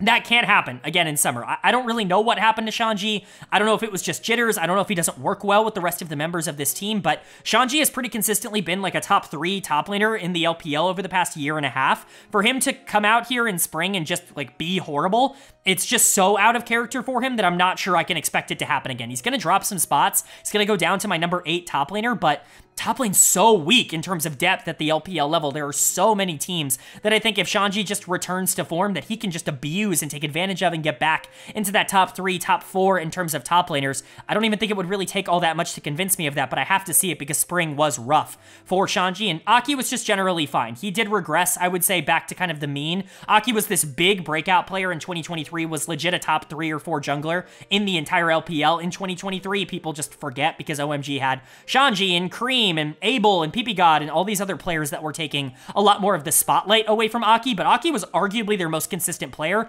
across that entire year, comes over to NIP and kind of regresses back to just being a guy. I still think he's good. He's going to come in as my number 7 jungler. He was around about that over the course of the spring split, but he wasn't the game breaker that he was in 2023. Again, if you're getting that version of Aki and that version of Shanji, I mean, the potential on this team is not just 4th place, it's being able to compete with the top 3, and I think that's realistic. Again, if topside ends up working, if Photic and Zhuo's development ends up being legit, if Rookie continues to be an MVP caliber player, who's saying that this team isn't talented enough to compete with JD Gaming and top esports for one of those upper tier spots, or at the very least be a clear number 4 in the LPL? Like, that's super possible for them. I just think a lot of that would have to go right, and especially with some other teams like LNG, like the other team that's going to be in this group, with those teams leveling up and getting a lot more consistent in terms of the players that they picked up in this offseason. I do think that Ninjas in Pyjamas have a bit more to prove, but I think it's very realistic. They are a team coming in 6th place that I think really could kind of make some noise, and I'm hoping to see them continue to bounce off of their really good showing in spring.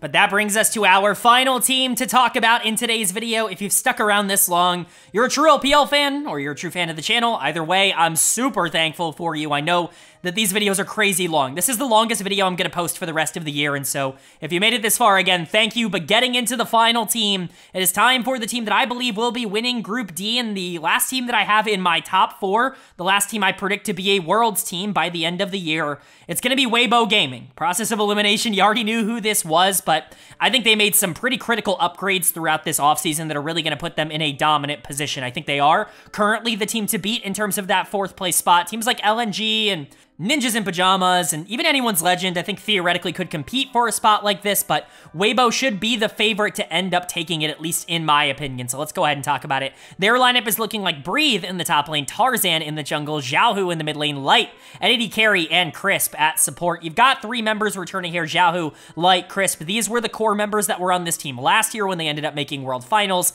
They're going to continue to move into the rest of the year with them, but their new additions this offseason in ZDZ and Xiaohu, as we've already talked about, have moved on. ZDZ getting traded for Breathe, Breathe coming over here, that definitely being an upgrade for Weibo. And then, of course, Xiaohu moving on to Rare Atom, losing a spot here, but Tarzan being the replacement. It's certainly an interesting decision, but, we'll talk about that. I don't think it's the wrong decision. I certainly don't want it to seem like I'm low on that decision. I'm a big Tarzan fan. Anybody who's followed the channel already knows that, but let's go ahead and talk about the members that are staying. Let's start with Light and Crisp, because I do think they are the part of the team that gets talked about the least and is also probably the most most consistent. Light and Crisp are really freaking good.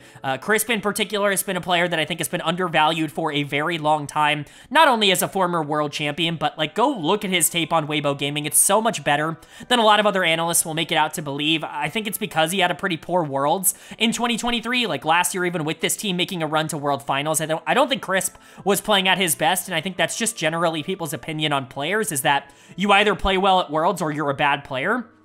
But Crisp, in my opinion, was the best player on Weibo last year, and he was a pretty integral player on Weibo throughout a lot of spring as well. Had a couple of bad games. He's a pretty volatile support. Sometimes he's going to play engagers and go a bit too deep. You can live with that. It's going to be the case with every great support at this level. I mean, look at On, look at Lahens. Like, these players are not afraid to go and die for the team, and Crisp is kind of built in that vein more than he is in, like, the carry or the Mako vein of, you know, kind of taking things a little bit safer. But, you know, for the most part, it works out. His mechanics are still really good, and to me, he's a pretty clear-cut top 4 support in the LPL, around about a top 6 or 7 support in the world. And then Light, just the pinnacle of consistency at the AD carry position. Like, if you want an example for what a consistently very good player looks like, Light is that. He is not going to have the lows, but he's not really going to have the highs of the other AD carries around him in kind of his field. He's just going to be super consistent. You know what you're going to get from him on a game-to-game basis, and that's super valuable. Honestly, there are times where I will take Light over players that are above him. Gala and Jackie Love and Ruler even at times last split just were worse at times than Light was, because you're just not going to get those bad games out of Light. He really doesn't have them. He knows where he needs to be. He doesn't really take unnecessary risks, but he does have the mechanics to make big plays. It's not like he's not a game enhancer for his team. He's not just a guy out there. He's consistently a very good player. So Light and Crisp, big positive. Xiaohu, a bit more of a question mark. He took some steps back, and, you know, people have been kind of talking about his downturn over the past couple of years. I've been pushing back on that narrative because I think he has been just as good as he was for RNG for Weibo Gaming. I think people just overrate the RNG days and are underrating the Weibo Gaming days. I think I try to meet in the middle in terms of that, where he's never really been like this dominant laner. I think there's this idea that he's, you know, because he was a great mid laner back in his day, and that he still is a great mid laner, that he should be dominating people 1v1. That was never really his game. He was never really the guy that was going to go out there and win by 30 CS. What he is going to do is go out there and win team fights. He's going to play relatively safe in the early game and then get to, you know, a mid-game fight and blow things wide open with a really good flank angle. That's kind of always been who Xiaohu is as a playmaker, and that's kind of still who he is. The only issue is that his laning has gotten a bit worse. He's gone from being good, like slightly above average, to average and teetering on below average. Like, that's kind of where he's gotten in terms of the laning. I still think the team fighting is very good. He'll have some moments where he's just too far forward and he gets caught out trying to make an aggressive play, but that's Xiaohu. Like, that's always been Xiaohu. There's nothing really different about that than him in his prime. It's just now I think the laning and the consistency in the early game has gone down a bit. It's why instead of a B+, he's now a B. He comes in as my number 7 mid laner. Still a very valuable player. Somebody you can absolutely go to World Finals with, as we saw last year, but maybe not the Xiaohu that we know from his prime days. And just, I would say half a tier below that, I would guess. And then the 2 new additions. You've got Breathe in the top lane, just straight up an upgrade. This is the easiest conversation to talk about, going from ZDZ to Breathe. It's just an upgrade in every facet of the game. Breathe is one of the best weak side top laners in the entire world, but Breathe can also carry games super consistently if you want to give him resources. He's just really, really consistent. Like, that's kind of the word. The only time I've ever seen him play poorly on a consistent stretch was at the end of this previous split, where it was clear that he was just mentally checked out. RNG was so far out of the playoffs, that team was abysmal, and he clearly just wasn't trying anymore, and there were some games where he just kind of lost it for his team because he wasn't invested. But this team is very good. This team is not going to suffer that same fate, or at least I would be surprised if they suffered that same fate. And honestly, for the first half of the split,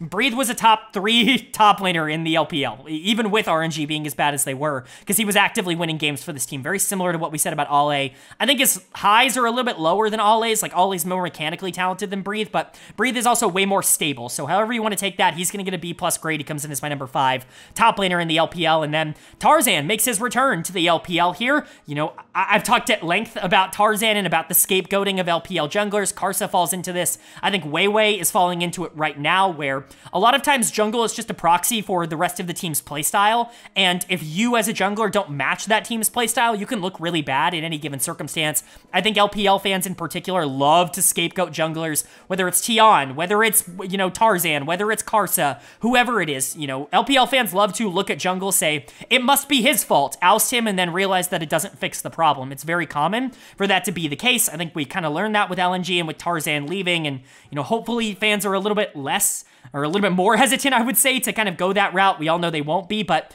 Tarzan coming back here, he's going to be the same Tarzan that we know and love, the facilitator. I think a lot of people assume because Tarzan was on that super aggressive Griffin team back in the day that he is some sort of aggressive jungler. That's not Tarzan. He is going to be the facilitator. He loves Sejuani and Zac and, Maokai. Like, these are the champions that he thrives on. I think that fits well here. Xiaohu wants a lot of resources. You can give them to Breathe. You can give them to Light. You just have a lot of different avenues to play with this team. I think if you are looking for a concern, there's no real alpha player on this team, which I know feels like a very weird way to word it, but there's no, like, I need the resources, I'm carrying games player on this team. There are a lot of secondary pieces, like Xiaohu, a little bit more used to being a secondary carry. Breathe, definitely not used to being a primary carry. Light, not really used to being a primary carry. There aren't a lot of players on this team that I think are used to being #1 options on a team.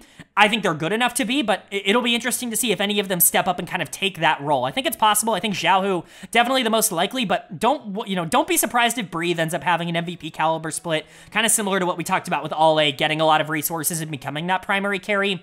But I think either way, if Weibo can just figure that out, if they can figure out where they want to put their resources, they should be able to get a lot of those resources and be able to do a lot with them. I think there is an avenue in a world in which this collection of players doesn't end up working out because of the skill sets, not enough I guess mouths to feed, if you will. The opposite problem of too many mouths, not enough mouths to feed on this team. Nobody who wants to take too much of the food. But, if that's really the only thing I could see holding them back. I think this will be a very scary team, and at least for now, going to be my final prediction to make Worlds from the LPL. All right, but that is going to do it for my LPL Summer Split primer and analysis video. We have gotten through it. Man, that was a long one. It's going to be the longest video I post for the rest of the year, and so if you guys enjoyed it, it really would mean a lot to me if you hit that like button and subscribe down below. I know it's a lot, but if you enjoyed the video, it really does mean a ton. If you made it to the end here, hopefully you enjoyed the content along the way, and it really would mean a lot to me. Of course, up on the screen now, my predictions for Pool A and Pool B. My predictions for which teams are going to get in and not get in. We've already gone over all of this. The teams that are either top 2 or top 3, depending on the group in Pool A, bottom 2 in Pool B. Now, if I had to make my predictions for the teams that end up making that quote-unquote play-in stage, I think from Pool A, the bottom 2 teams, I would expect WE, especially if the bot lane situation doesn't get figured out. I think that could be a weakness. And honestly, FPX, I really just don't have a ton of faith that they're going to be a team that lives up to the high standard that they set for themselves in the spring split. I think teams are better around them. I think teams should be better around them, and I just don't know if they have the consistent talent to be able to overcome that, especially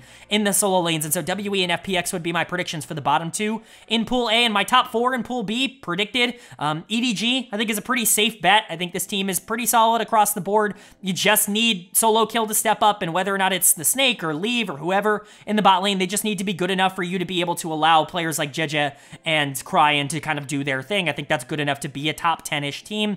I think OMG, you made one change down in the bot lane from being a playoff team, even though I do think it's a downgrade. If Starry is just competent, I think you have enough to be able to push that over the top. Jungle mid is just really strong on that roster. RNG, I think, made some pretty sizable upgrades to a lot of their team, and if ZDZ can be better than I'm anticipating, perhaps they could even make it out of there with, in the Pool A. And then maybe shockingly Rare Adam, I think, is going to be that final team that I'll kind of, put my hat on, just because I really, really think Summer Xiaohao is going to step up, and I do not think they're going to be a bottom 4 team in the league. Maybe I'm wrong. We'll see, but let me know what you agree with, what you disagree with down in the comment section below. I know you've probably already written an angry comment if you're going to write an angry comment. I know there's probably a ton down there, but it really would mean a lot to me if you guys gave the constructive kind of criticism and not just the you're stupid and you clearly don't watch the games kind of criticism. If you got through 2.5 hours of me talking about every single player in the LPL and you think I've not watched the games for 6 years in a row, I don't really know what to tell you at this point, but hopefully you enjoyed it. Again, please like the video. It means a lot. Lets me know you're enjoying the content, and it does help get this video out to a lot more people, which I'm always very appreciative of. If you're new here, hit the subscribe button. LPL is around the corner. Games are starting soon. We're going to be covering all of them weekly on this channel, and that's going to be the case for all 4 of the major regions as well. So if you're interested in comprehensive overviews of everything going on in LoL Esports, this is the place for it. Hit subscribe and hit that bell so you can be notified when those videos do go live. But of course, with all that being said, I hope you all are having a great day. Hope you continue to have a great day. And I will see you all later.